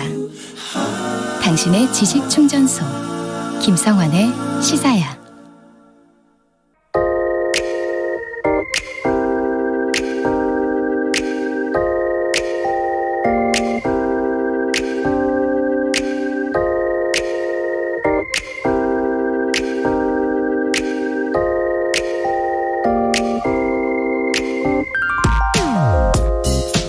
얼마 전 추석 명절을 앞두고 전국의 상점 저울이 신체 검사를 받고 있는 중이라는 소식을 접했습니다. 정부가 코로나19 사태 여파로 중단했던 저울 검사를 4년 만에 재개한다는 건데요. 검사 대상은 전국 대형 유통점, 정육점, 청과상, 귀금속점 등에서 계량용으로 사용하는 저울이라고 합니다. 기초자치단체가 사전에 안내한 날짜에 지정 장소로 저울을 가져가면 즉석에서 검사의 결과를 알려준다고 하고요. 만약에 정기검사를 받지 않는 저울을 적발하게 되면 100만 원 이하의 과태료를 부과한다고 합니다. 사실 저울이 신체검사를 받는다는 건 좀 은유적인 표현이죠. 저울의 계량이 얼마나 정확한지, 혹시 누가 0점을 조작하는 등의 불법 행위를 하는 건 아닌지 단속하겠다는 말일 텐데요. 이 소식을 접하고 문득 이런 생각이 들더군요. 저울이 무슨 죄가 있겠나. 저울 검사는 저울의 눈금이 얼마나 정확한지 측정하는 게 아니라 양심의 무게를 측정하는 것일 수도 있겠구나. 실제로 과거에는 수산물을 살 때 생선을 담은 바구니 무게를 더한다던가 스티로폴 위에 물에 젖은 티슈를 올려 무게를 부풀렸다 적발된 사례도 있었고요. 과일을 판매할 때 손재주를 부려 저울의 눈금이 더 돌아가게 한다는 등의 소문이 돌았던 적도 있었습니다. 그래서 소비자들 중에는 저울의 정확도에 대해 불신 같은 게 있는 것도 부인할 수 없는 사실입니다. 하지만 전자저울을 사용하는 곳이 늘어나면서 최근에는 물건을 구입할 때 구태여 불신의 눈으로 저울의 눈금을 예의주시할 필요성을 느끼지 못했던 것 같습니다. 그런데 참 사람의 마음이 이상하죠. 저울 검사를 한다는 소리가 오히려 의심을 싹트게 했다고 할까요? 아직도 정기검사를 할 만큼 저울을 조작하는 곳이 있는 건가? 저도 모르게 이런 생각이 들더군요. 추석을 앞두고 물가가 많이 올라 상인이나 소비자 양쪽 모두 저울의 눈금에 신경을 곤두세울 가능성이 있어서 저울 검사가 불필요한 다툼을 방지하는 효과가 있지 않을까 기대를 갖게 되기도 하는데요. 하지만 그런 한편으로는 사람의 마음의 눈이 비뚤어져 있으면 저울의 눈금이 제 아무리 정확한 숫자를 가리킨다 한들 과연 믿으려고 할까 하는 걱정에 슬며시 고개를 들기도 합니다. 부디 세상 살기 힘들어졌다고 주변을 향한 마음까지 각박해지지는 않았으면 좋겠습니다. 지금까지 오늘의 발견이었습니다.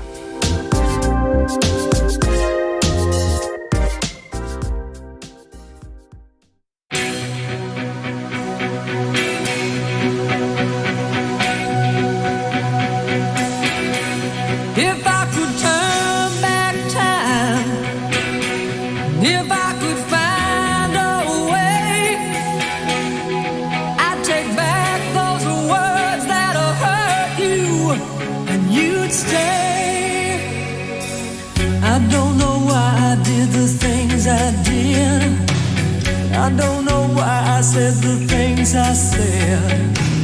Pride's like a knife, it can cut deep inside. Words are like weapons, they wound sometimes. I didn't really mean to hurt you. I didn't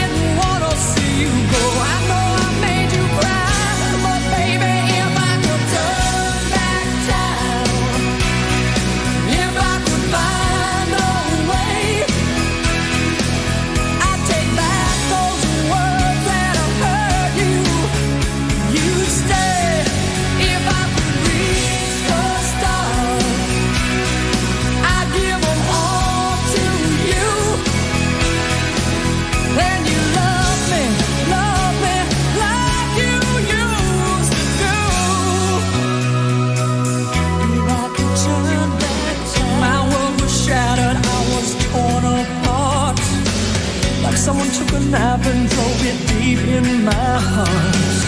You walk out that door, I swore that I didn't care, but I lost everything, darling, then and there. Too strong to tell you I was sorry, too proud to tell you I was wrong. I know that I was blind, and darling, if I could turn back time, if I could find a way, I'd take back those words that have hurt you, and you'd stay. If I could reach the stars, I'd give them all to you. Then you love me like you used to do. If I could turn back time, if I could turn back time, if I could turn back time, oh, baby.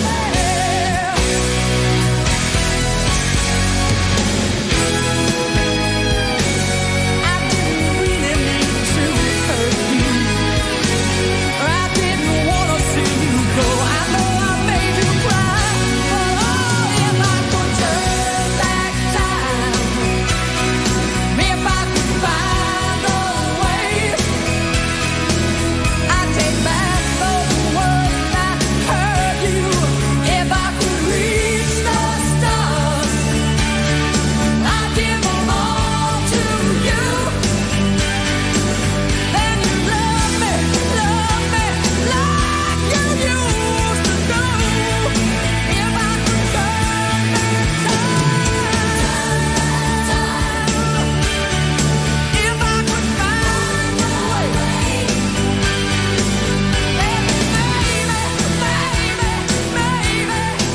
you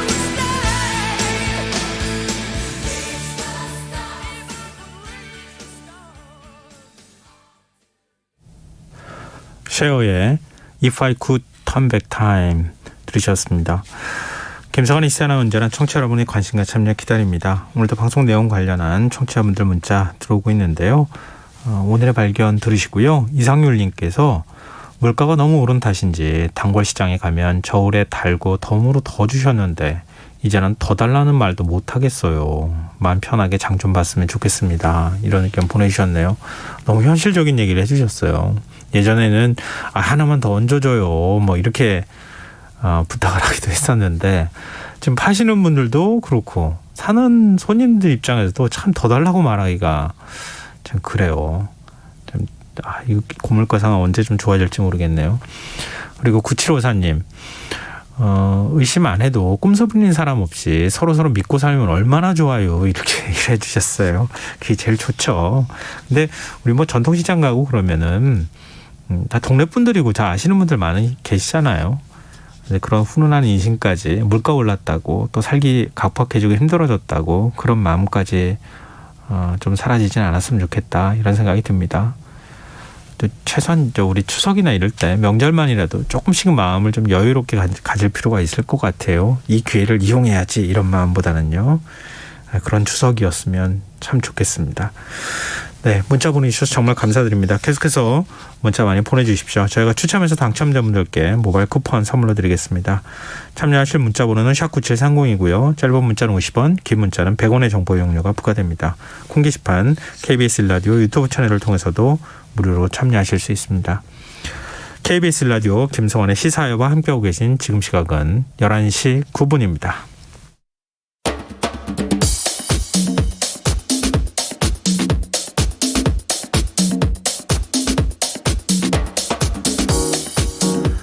오늘 일어난 세상 곳곳의 소식들 당일 배송으로 전해드립니다. 밤참뉴스 이영경 뉴스캐스터 오늘은 전화로 만나보겠습니다. 안녕하세요. 네, 안녕하세요. 네, 태풍 힘남로로 침수 피해를 입은 포항은 지금 복구 작업이 한창인데요. 어려움을 겪는 이웃들을 위해서 포항 시민들이 적극적으로 나서고 있다 그러네요. 네. 좀 전에 그 말씀하셨잖아요. 네. 이 전통시장에 가서 추석 장 보는 얘기 잠깐 말씀하셨는데 네. 지금 포항의 경우에는 전통시장에 아예 갈 수가 없는 그런 상황입니다. 다 침수가 됐었으니까. 네. 예. 이번 추석 때 사실은 이제 전통시장인 대목이니까 굉장히 예. 준비를 많이 했었는데 모든 그 노력이 수포로 돌아간 상황인데요. 그래도 다시 일어서야 하는 상황이니까 많은 사람들의 도움을 받아서 지금 열심히 복구 작업에 땀을 흘리고 있습니다. 이런 가운데 생수, 휴지, 아기용품, 이유식, 심지어는 화장실과 샤워실까지도 서로 나누려고 하는 사람들의 모습이 옆 사람들의 마음을 훈훈하게 하고 있는데요. 네. 포항 지역에 있는 온라인 커뮤니티에 우선 생필품을 나눠주겠다는 글들이 많이 올라오고 있습니다. 동네 마트에서 생수 400통을 구매해서 가게 앞에 쌓아놨으니까 여러 사람 가져갈 수 있도록 예. 한 묶음씩 가져가 달라 이런 내용이 씌어져 있었고요. 그래서 네. 직접 이웃의 생수를 전달하기 위해서 가져가는 사진들이 이어지기도 했습니다. 그리고 저는 이게 참 그랬었는데요. 집에 오셔서 빨래도 하시고 아기도 씻기고 식사도 하고 쉬다 가라는 거예요. 욕실도 2개고 아기용품도 다 있으니까 라고 하면서 맘카페 이런 글들이 올라왔습니다. 네. 그리고 차량 침수가 됐으니까 그 출근이 어려우신 분들이 있잖아요. 예. 이런 분들이 이동을 도와드리겠다. 이동을 해야 되는데 차량이 없으신 분들은 태워드리겠다. 이런 글들이 있고 제가 참 그랬던 게 휴대폰 데이터도 나눠드린다. 이런 글들이 아주 많이 올라와 있었습니다. 그리고 네. 한 헬스장에는 샤워실하고 화장실들이 좀 많이 있잖아요. 예. 그러다 보니까 무료로 개방한다라는 글들도 올라오고요. 그다음에 도자기 작업실 운영하는 어떤 누리꾼이 다행히 주변 지역보다 좀 빨리 이 공급이 돼가지고 별도의 외부 공간에 남자 화장실, 여자 화장실, 샤워실이 있으니까 린스, 샴푸, 비누도 새 거 다 사놨으니까 편하게 왔다 가시라. 심지어 미용실을 하시는 누리꾼이 무료로 머리를 감겨드리겠다. 이런 내용들을 공지를 하기로 해서요. 네. 주변 사람들을 굉장히 뭐라 그럴까요? 위로가 되게 하는 그런 대목이었습니다. 근데 이런 일을 한번 이제 경험하잖아요. 우리 이제 사회적 공기가 있다고 하잖아요. 네.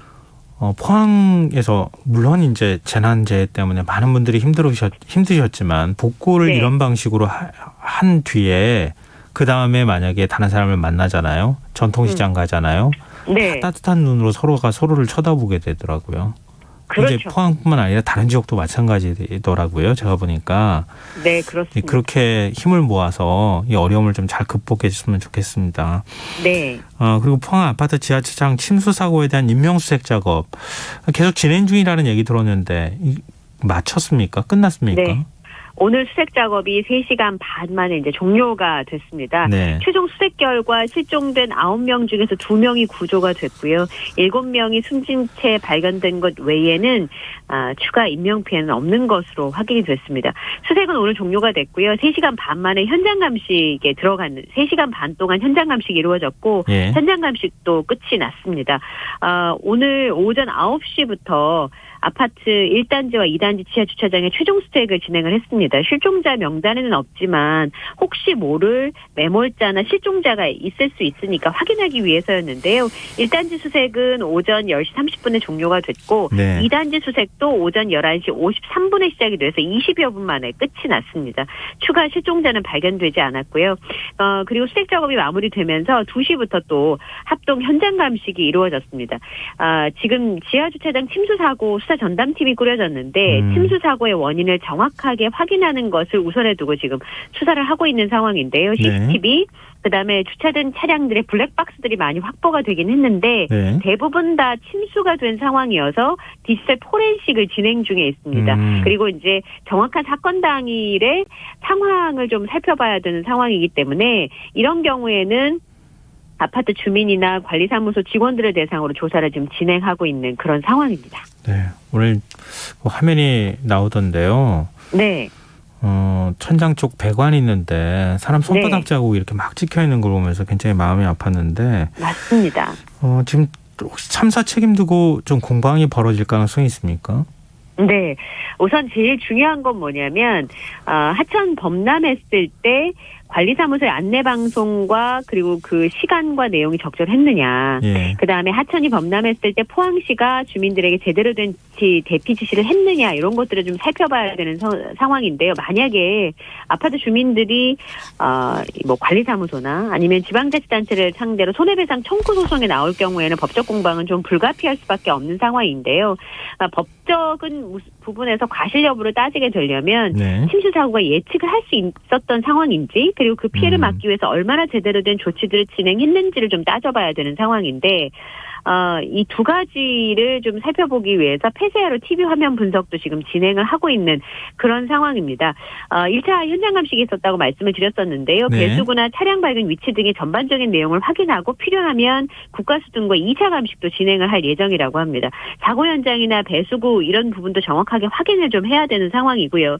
또 차량들이 발견된 위치들이 있지 않겠습니까? 예. 그 위치를 확인하고 차량과 관련된 내용들도 지금 확인을 하고 있는 상황인데요. 우선은 생존자들을 상대로 해서 주민이 그 침수가 진행된 과정, 차량 이동 내용들을 분석하고 있습니다. 우선은 사고 당시에 포항에서 홍수경보가 내려져 있었고 또 하천 범람이나 제방 붕괴를 경고하는 안내 문자가 발송된 점을 감안해 보면 관리사무소의 대처가 화를 키웠다는 지적이 여전히 나오고 있는 상황이고요. 네. 그리고 이제 사고 당시에 차량을 빼라고 했던 아파트 관리사무소와 지자체를 대상으로 해서 수해 안전 관련된 법은 잘 지켰는지 안전조치는 확보를 잘 했는지를 조사할 방침입니다. 그런 다음에 위반 여부가 결정이 돼야 사망과 인과관계가 어떻게 있는지 그리고 그것에 대해서 형사적인 책임을 물을 수 있는지 법리검토 작업은 이후에 진행이 될 예정인데요. 네. 오늘 보도가 하나 나왔는데 예. 이 냉천이 범람을 해가지고 아파트에 침수된 거 아니겠습니까? 예. 근데 이 아파트 옆 하천이 몇 년 전부터 위험해서 여러 번 민원을 얻는데 예. 묵살당했다라고 하는 내용들이 지금 나오고 있습니다. 그러니까 이 포항시에서 2012년부터 7년 동안 냉천의 산책로하고 침수 공간을 조성을 했다는 겁니다. 뭐 자전거 도로나 산책로를 만든 네네. 건데 광장을 조성하게 되면 하천폭이 좁아질 수밖에 없고 강바닥이 많이 줄게 되잖아요. 네네. 그러다 보면 비가 많이 내리면 이제 범람을 할 수 있는데 여기 냉천이 2016년에 태풍 차바가 왔을 때 예. 2018년에 콩레이가 왔을 때도 범람을 했기 때문에 주민들이 피해를 입었대요. 그래서 몇 년 전부터 주민들이 계속 수차례 민원을 제기했지만 포항시가 묵살했다라고 주민들이 주장을 하고 있는 상황이고요. 포항시에서는 기록적인 폭우가 내렸기 때문에 어쩔 수 없었다라고 지금 해명을 하고 있는 상황입니다. 이 부분도 좀 들여다봐야 할 필요가 있겠네요. 네, 그렇습니다. 자, 다음 뉴스로 넘어가 보겠습니다. 모 명품 브랜드가 11월 1일 서울 경복궁에서 패션쇼를 한다고요? 이 네. 취소한다는 얘기도 있지 않았어요? 그러니까 그것 때문에 이제 논란이 되는 거죠. 문화재청의 입장이 왔다 갔다 하기 때문에 도대체 기준이 뭐냐라고 하는 비판들이 지금 나오고 있는 상황인데요. 예. 우선 구찌에서 먼저 발표를 했어요. 11월 1일에 서울 경복궁에서 구찌 코스모고니 컬렉션 패션쇼를 할 것이다. 근데 죄송합니다. 문화재청에 확인을 해보니까 예. 그런 패션쇼 개최를 검토 중이다 이렇게 지금 얘기를 한 상황인데 네. 말씀하신 것처럼 청와대에서 패션허브 촬영이 있었는데 그게 논란이 되지 않았습니까? 그렇죠. 예. 논란이 되니까 이 행사를 취소한다고 했는데 열흘 만에 입장을 번복을 한 거거든요. 예. 그러니까 이 구찌 측에서 이게 천문학의 영감을 받은 이 컬렉션의 취지를 살려서 행사를 열겠다라고 사용 신청서를 내고 이후에 이제 그 내용을 이렇게 좀 보강을 하겠다라고 한 입장을 밝힌 거예요. 네. 원래는 이제 여기다 그 재계 인사나 연예인들을 초청해서 긍정전 행각을 모델로 해서 패션쇼를 하겠다라고 얘기를 했는데 문화재위원회에서는 경복궁이 가지고 있는 역사적 문화적 가치를 강화하고 또 고정을 받을 것이다라는 조건을 달아서 가격 결정을 내렸었는데 예. 말씀드린 것처럼 청와대 화보 논란이 되면서 이게 취소가 됐었습니다. 그런데 구찌가 이 청와대 화보 문제가 불거지기 전에 심의를 받았지만 문화재청이 청와대 논란으로 분위기가 좋지 않다 이렇게 몸을 사린 상황이었는데요. 이 구찌 측에서 경복궁 관리소 측에다가 패션쇼 이행 계획서를 제출하면서 분위기가 좀 바뀌게 된 겁니다. 이미 문화재위원회가 허가가 난 상황이고 또 여론 중에서 일부 의견 중에서 우리의 문화유산을 세계에 알릴 수 있는 기회다 이런 호의적인 반응이 나오면서 문화재청에서 이제 또 그 구찌 측에서 환경 개선 사업에 사회적 기여를 하겠다 이런 것까지 밝히면서 다시 패션쇼를 열기로 결정을 하게 된 겁니다. 결과적으로는 패션쇼는 열리게 됐지만 문화재청이 명확한 기준 없이 이랬다 저랬다 눈치 보기 급급하다라고 해서 논란을 키운 측면이 있다는 지적에 대해서는 좀 피하기가 좀 어려워 보입니다. 또 열고 난 다음에 또 다른 논란이 생길까 봐 걱정되는데요. 그렇습니다. 예. 정말 취지가 좋다고 하면 진짜 열기로 했다고 하면 그 사후 관리도 좀 철저히 했으면 좋겠습니다. 그렇습니다. 예. 네, 지금 여러분께서는 KBS 라디오 김성환의 시사회와 함께하고 계십니다. 밤참 뉴스 이어가겠습니다. 내일 추석 연휴 시작인데요. 오늘 네. 오후부터 고속도로 정체가 이미 시작됐다고 하더라고요. 지금 상황 어떻습니까?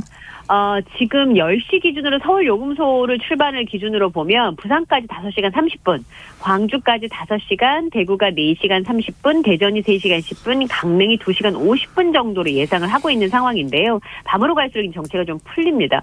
네, 아마 오늘 하루 전국적으로 534만 대의 그 자동차가 고속도로를 이용할 것으로 보여서 내일까지는 아마 정체가 이어질 것으로 보이는데 네. 하행선 같은 경우는 경부선은 천안휴게소에서 남이분기점까지 24km를 포함해서 62km 구간, 서해안선 같은 경우는 서평택 분기점에서 서해대교까지 1km를 포함해서 전체 35km 구간, 중부선 같은 경우는 오창휴게소에서 남이분기점까지 18km를 포함한 전체 36km 구간에서 정체가 지금 빚어지고 있는 상황인데요. 이제 밤으로 갈수록 좀 풀리겠습니다만 내일에 또 아침 출발하시는 분들이 많으시기 때문에 내일까지 정체가 이어질 것으로 보이고요. 좀 변경된 부분이 있습니다. 9시 정각에 버스 전용 차로가 해제가 되잖아요. 근데 네. 오늘부터 연휴 기간까지는 아침 7시부터 다음날 새벽 1시까지 4시간씩 전용 차량 운용이 연장이 됩니다. 그러니까 늦은 시간이니까 전용 차량 끝났겠지 하고 들어가시면 적발되는 일이 발생할 수 있으니까 주의를 네. 하시고요. 고속도로 통행료 면제는 내일부터입니다. 네. 내일부터 12일까지 면제가 되니까 이 부분도 감안하셔서 움직이시는 게 좋겠습니다. 네, 이렇게 추석 연휴 기간 동안에 고속도로로 이동을 하다 보면 끼니와 끼니 사이 시간대 내내 움직여야 되는 상황이 벌어지잖아요. 그럴 수밖에 없습니다. 아무래도 고속도로 휴게소 음식 어디 들리면 좋을까 이렇게 생각하시는 분들이 있을 것 같은데 네. 한국도로공사에서 매년 휴게소 대표 음식을 선정해 발표하잖아요. 네. 어떤 음식들이 거기에 선정이 되는지 궁금한데요. 요 휴게소 음식의 큰손이라고 하면 이영자 씨를 들 수가 있을 텐데요. 네, 맞아요. 2018년에 이영자 씨가 한 TV 예능 프로그램에서 언급한 다음에 인기가 굉장히 많이 올라간 메뉴들도 있는데 그 메뉴들도 포함이 좀 됐습니다. 근데 이영자 씨한테 자문을 구한 건 아니고요. 예. 고속도로 휴게소 대표 음식을 선정해서 발표하는데 그게 이제 도로공사에서 발표하는 EX푸드입니다. EX푸드에는 소떡소떡이나 호두과자 같은 간식 메뉴도 있고요. 간식 메뉴가 있는데 그걸 빼고 식사 메뉴 중에서만 선정이 된다고 합니다. 지금 2016년부터 2021년까지 6년 동안의 명단을 받아서 분석을 했는데 그중에서 두 번 이상 선정된 음식은 9개밖에 안 되고요. 그중에 한 5가지를 좀 소개를 해드리면 네. 경부고속도로 부산 방향으로 이제 서울 만남의 광장부터 들르게 되잖아요. 예. 여기는 말죽거리 소고기 국밥이 유명합니다. 예. 이게 휴게소 대표 음식 중에서 대상격인 최우수상을 2018년에 수상했던 그런 음식인데요. 이건 이제 국물 맛이 일품인 거죠. 한우 사고를 우려내서 48시간이나 우려내서 예. 육수를 낸다고 합니다. 그다음에 경부고속도로 부산 방향에 망향휴게소, 충남 천안이죠. 여기에는 EX푸드로 3전 연속 기록을 기록한 명품 닭게장이 있습니다. 이 닭게장이 그 육수에다가 닭고기와 대파, 물을 크게 썰어 넣어서 얼큰한 국물이 일품인데요. 네. 잡내가 나지 않도록 하는 것이 굉장히 비법이라고 합니다. 이건 해장에 탁월하니까 좋아하시는 분들은 한번 들러보시고요. 금산하면 인삼이잖아요.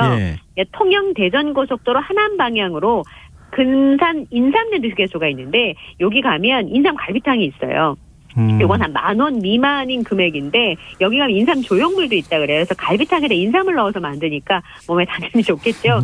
오래 운전하시면 좀 힘드시니까 드셔보시는 것도 좋을 것 같고요. 강원권으로 가면 이 한우 떡 더덕 스테이크가 있어요. 왜냐하면 횡성이 영동고속도로 강릉 방향의 횡성휴게소에 이제 유명한 음식인데 네. 횡성이 유명한 게 더덕하고 한우잖아요.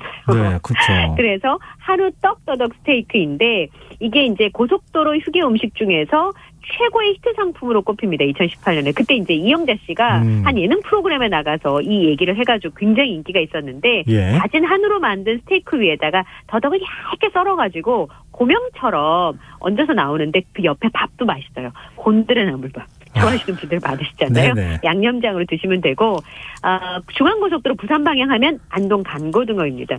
사실 바다하고 멀어서 간고등어는 이제 소금에 절여서 숙성하는 방식으로 고등어를 드셨던 건데 예. 여기 휴게소에서는 이 간고등어를 바싹 구워요. 500도에서 600도 화덕에서 초벌 없이 한 번에 딱 구워내니까 겉은 바삭하고 고등어가 안에 지방이 있잖아요. 그러니까 예. 촉촉함이 살아있는 간고등어를 드실 수 있습니다.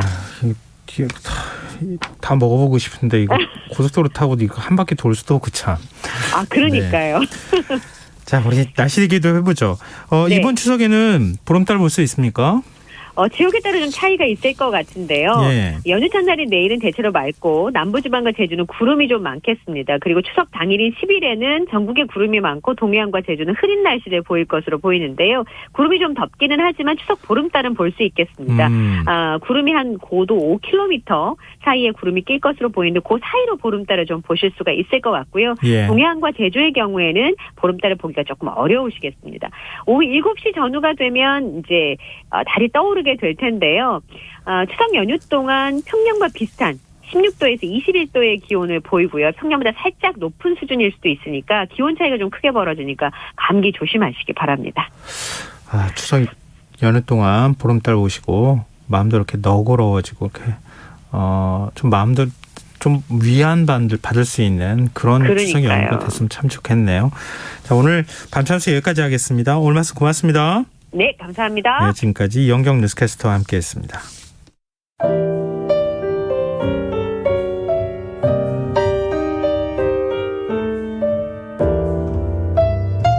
내일의 품격 김성환의 시사야에서 챙겨가세요. 하루를 마무리하는 시간 꺼내보는 당신의 지식 창고 KBS 1라디오 김성환의 시사야.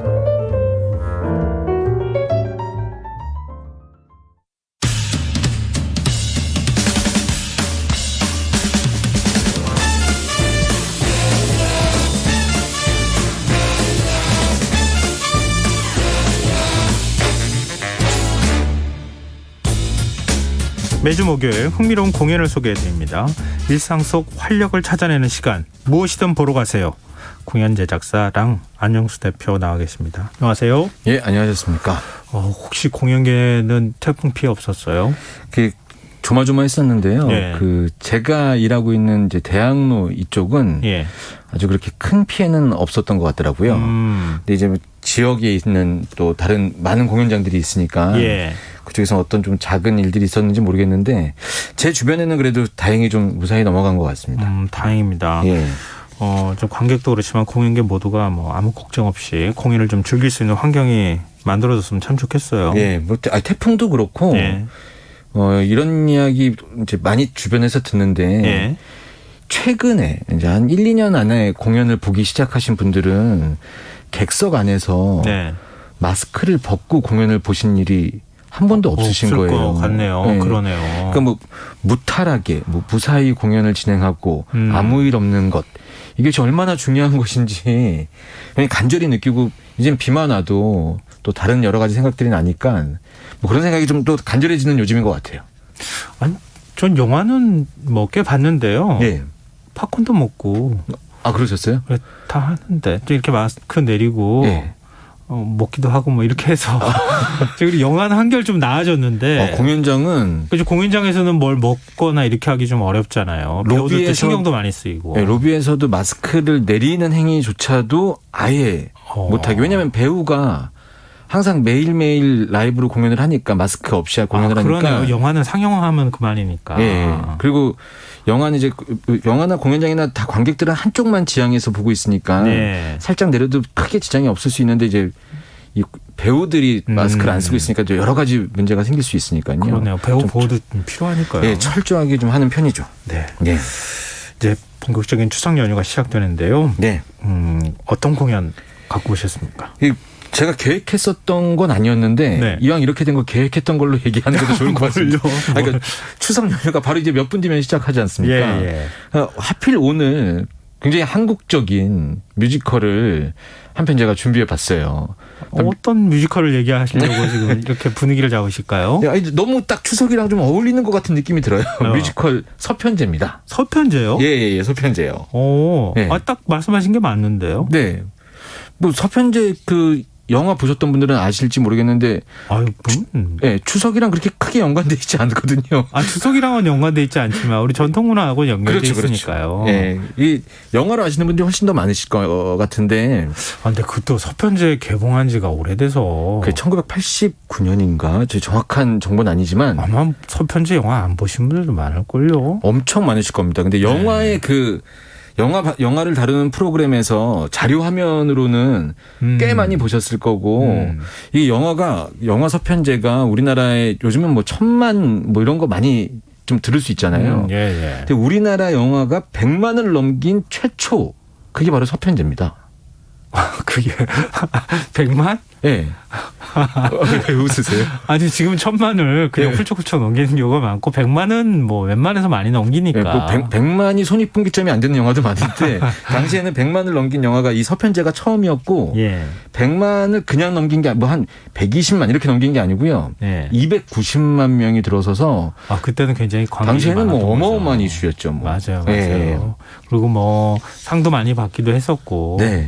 임권택 감독님이라는 이름을 아마 세상에 우리나라에 쫙 알린 그런 계기가 됐었던 작품이기도 하고, 당시에 오정혜 씨라는 분이 하셨는데 이제 소리꾼으로 나왔죠. 직접 김명곤 씨도 하셨고. 근데 이게 원래 소설이 원작이거든요.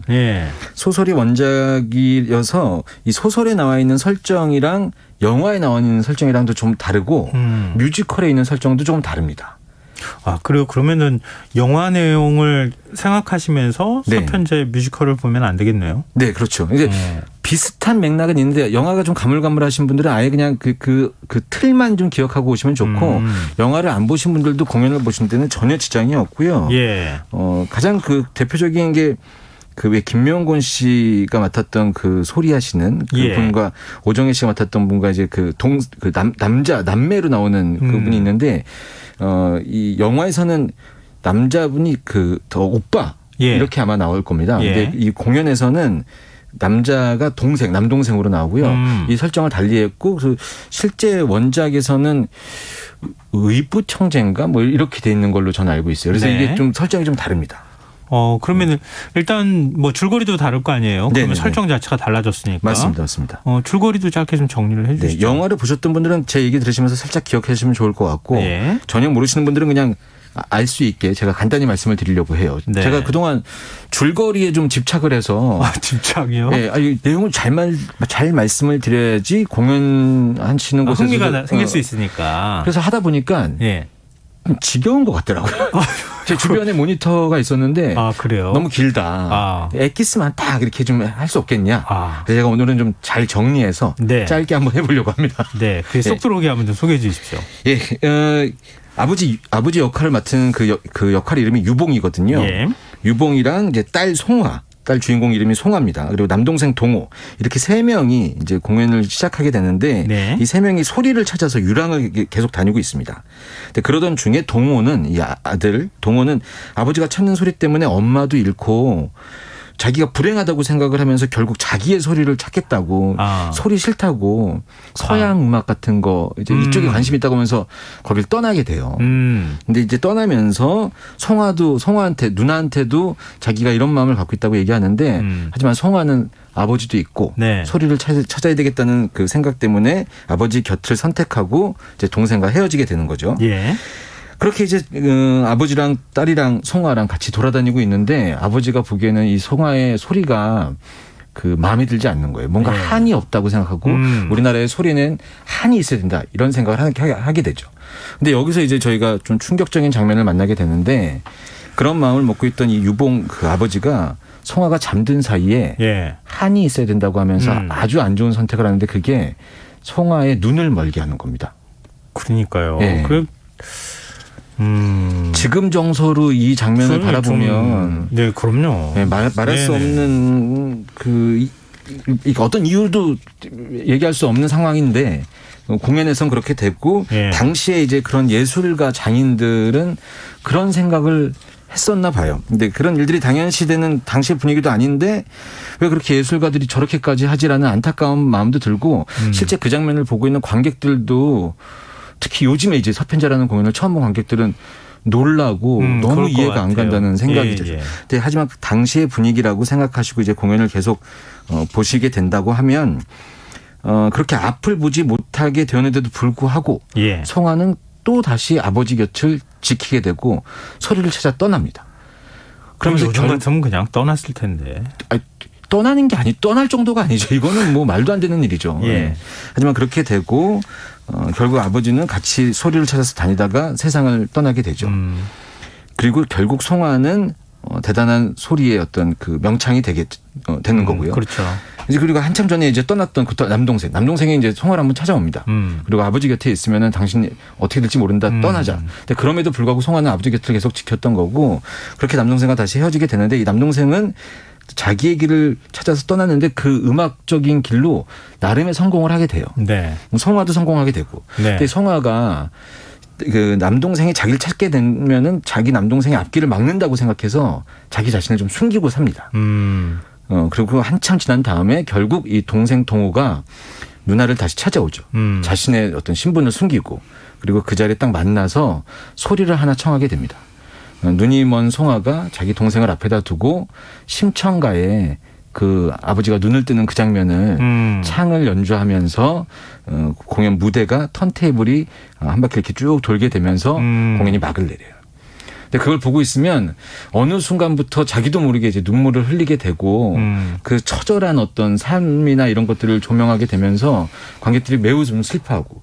근데 이게 왜 우리나라에 한은 이렇게밖에 표현을 못하는지 깝깝하기도 하지만 공연을 보고 있으면 그 연기하는 배우들의 연기 그 호소력 짙은 어떤 소리를 뮤지컬로 만든다는 것 때문에 온몸에서 소름이 돋고 눈물을 많이 흘리는 관객들을 만나볼 수 있는 그런 작품입니다. 근데 이 코너가 사실은 제일 뭐라 그럴까요? 청취자분들한테 좀 와닿는 부분이 공연을 실감나게 전해주신다는 거잖아요. 그냥 공연 싶습니다. 스토리가 이렇습니다. 그냥 이렇게 설명하는 게 아니라 공연이 실제로 이렇습니다. 눈에 보이는 것처럼 설명해 주셔서 그게 참 매력인 것 같아요. 근데 제가 말씀드리는 게 정말 그 빙산의 일각이고 실제로 소리라는 것을 저도 서편제라는 공연을 보면서 객석에서 들었는데 왜 뮤지컬 그 서양의 넘버라고 해야 되나요? 이렇게 아리아 이런 것들 들어보면 생각보다 높은 고음이 올라가네. 이럴 때 저희가 막 어떤 전율을 느끼고 그러지 않습니까? 그렇죠. 근데 소리는 아마 소리를 아시는 분들한테는 부족한 설명일지 모르겠지만 실제로 저기서 저런 소리를 내면은 되나 싶을 정도의 목이 막 갈라지는 듯한 느낌으로 눈물을 펑펑 흘리면서 노래를 부르는데 그 앞에서 느껴지는 그 지금도 말씀드리면서 약간 닭살이 돋아오는데 우리나라의 소리는 정말 세계적으로 인정받고 있는 건데 사실 우리나라에서 특히 뮤지컬 무대에서 많이 인정받지 못하고 있는 것이 아닌가 이런 생각이 들 정도로 저 소리를 가지고 뮤지컬을 계속 만들어야 되는 거 아닌가 이런 생각이 들 정도로 대단한 느낌을 줍니다. 요즘은 뭐 인식도 많이 달라졌고 우리나라 판소리나 창에 대해서 서양에서도 굉장히 주목을 많이 하니까요. 근데 오늘 그러면은 노래를 준비하신 거죠? 그렇죠. 아마 많이 들어보셨던 넘버일 텐데 살다 보면이라는 넘버고 이건 이미 뭐 가수분들이 많이 TV에서 불렀었던 노래인데 이 넘버가 뮤지컬 방금 제가 서편제가 굉장히 슬픈 내용의 공연이라고 말씀을 드렸는데 아이러니하게 살다 보면이라는 넘버는 이게 그 사라진다. 결국 살다 보면 사라진다는 메시지를 갖고 있거든요.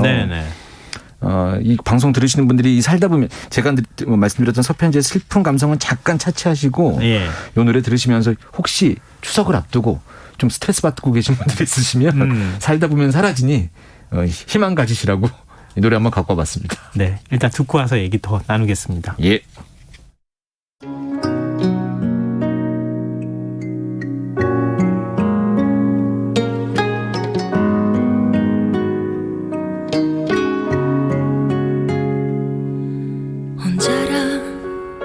슬퍼하진 않아 돌아가신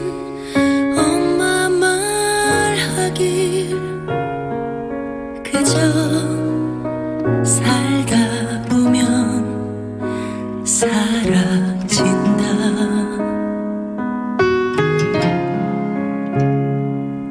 그 말 무슨 뜻인진 몰라도 기분이 좋아지는 주문 같아.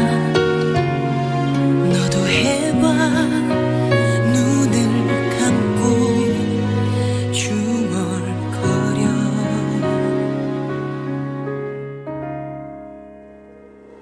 그저 살다 보면 사라진다.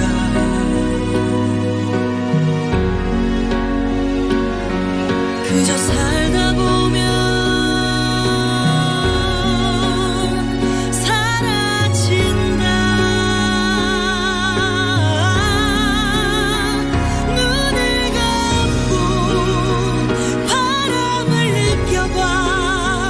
엄마가 쓰다듬던 손길이야.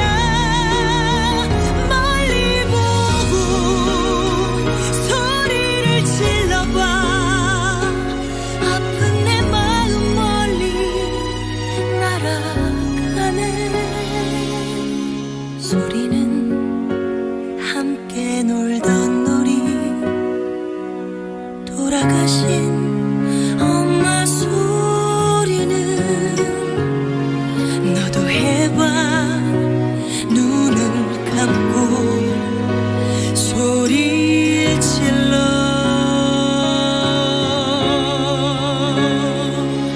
그저 살다 보면 사라진다.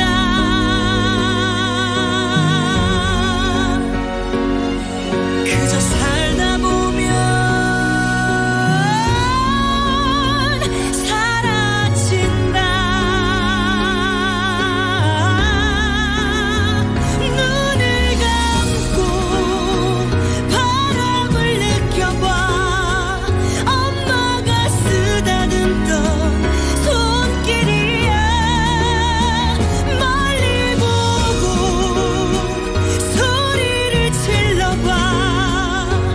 아픈 내 마음 멀리 날아가네.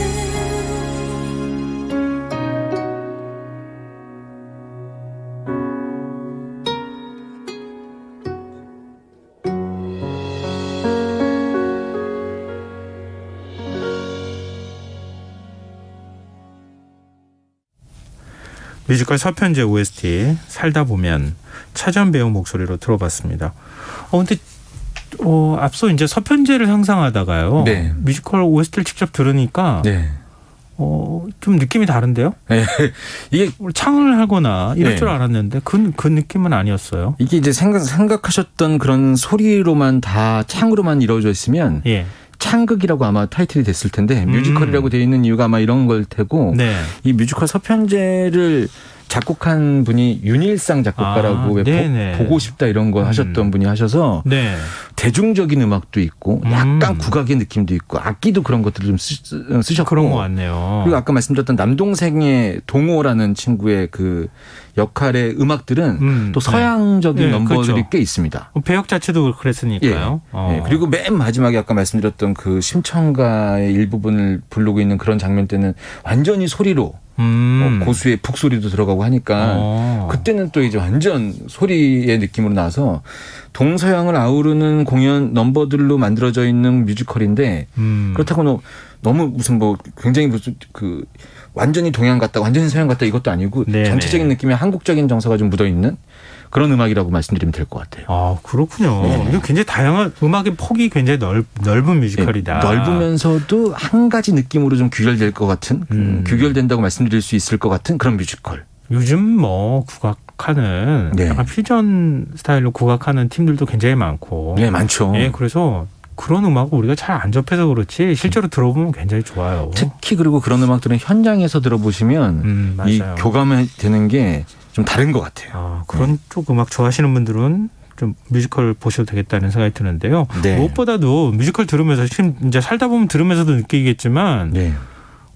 목소리가 익숙하네. 네. 이렇게 생각하시는 분들 많을 것 같아요. 그렇죠. 예. 차지연 배우를 아시는 분들이 굉장히 많기 때문에 또 그런 것 같아요. 이제는 뭐 차지연 배우는 뭐 네. 뮤지컬이 나온 스타 이렇게 생각할 수 있죠. 예. 근데 이 차지연 배우가 2010년인가 이 서편제가 초연됐을 때부터 지금까지 계속 서편제에서 송화 역할을 했었던 배우거든요. 네. 그리고 이 역할로 신인상도 받았었고요. 근데 차지연 배우가 초연을 했을 때는 그런 에피소드도 있대요. 본인이 공연하는 날 객석이 차지 않아서 눈물을 흘렸다는 인터뷰도 있었더라고요. 예. 그런데 지금은 현재 공연하고 있는 회차에 차지연 배우가 공연하는 날은 표를 구하기가 힘들 정도로 좌석이 차고 있고 네. 그리고 차지연 배우는 또 서편제를 하기 전에는 소리를 배워본 적이 없다고 그러더라고요. 아, 그래요? 네. 그런데 이제 다른 방송에서도 나와서 얘기했었던 걸로 알고 있는데 그 대전 무형문화재 17호 판소리 고법 보유자인 송원 박오용 님이 외조부라고 하더라고요. 소리를 계속 주위에서 들었던 것이고 그래서 이제 그걸 제대로 배웠었기 때문에 보고 배웠었기 때문에 동어 역할을 맡는 배우들한테 장단을 하는 방법도 알려주고 뭐 차지연 배우는 뭐 이제 서편제에서는 뭐 놓을 수 없는 그런 배우인 거죠. 함께하는 다른 배우들도 주목할 만한 배우가 있죠. 예, 저는 아마 이 배우가 저를 잘 모를 텐데 저는 이 배우를 어디 가서 항상 자랑하거든요. 이자람 배우라는 분이 계십니다. 네네. 이자람 배우라는 분은 그 아시는 분이 아실 때 그 예솔아 할아버지께서 그 예솔입니다. 그렇군요. 예. 이자람 배우가 어느 날 갑자기 국악을 하는 사람으로 나타난 거예요. 저는 이제 뮤지컬 쪽에 종사하고 있었으니까 뮤지컬 배우로 딱 나타난 거죠. 근데 알고 보니까 이자람 배우는 중요 무형문화재 5호 판소리 춘향가 적벽가의 이수자이고 공식적으로 그리고 만 17세의 춘향가를 8시간에 걸쳐서 완창을 해서 가장 어린 나이에 완창을 했다고 해서 기네스북에도 등재가 된 대단한 배우고 그래서 뮤지컬 서편제 현재 국악 감독입니다. 국악 감독이에요? 감독이고 배우도 하고. 이자람 배우가 공연했었던 영상을 저는 이제 당시에 같이 참여했었기 때문에 갖고 있는데 약간 울고 싶을 때 그 영상 틀어놓고 한 장면을 보고 있으면 눈물이 그냥 바로 나오는 정말 그 한이 섞인 소리를 이런 표현 기가 막히게 합니다. 진짜. 그거 굉장히 궁금한데요. 정말. 뭐 자랑하고 싶은 배우입니다.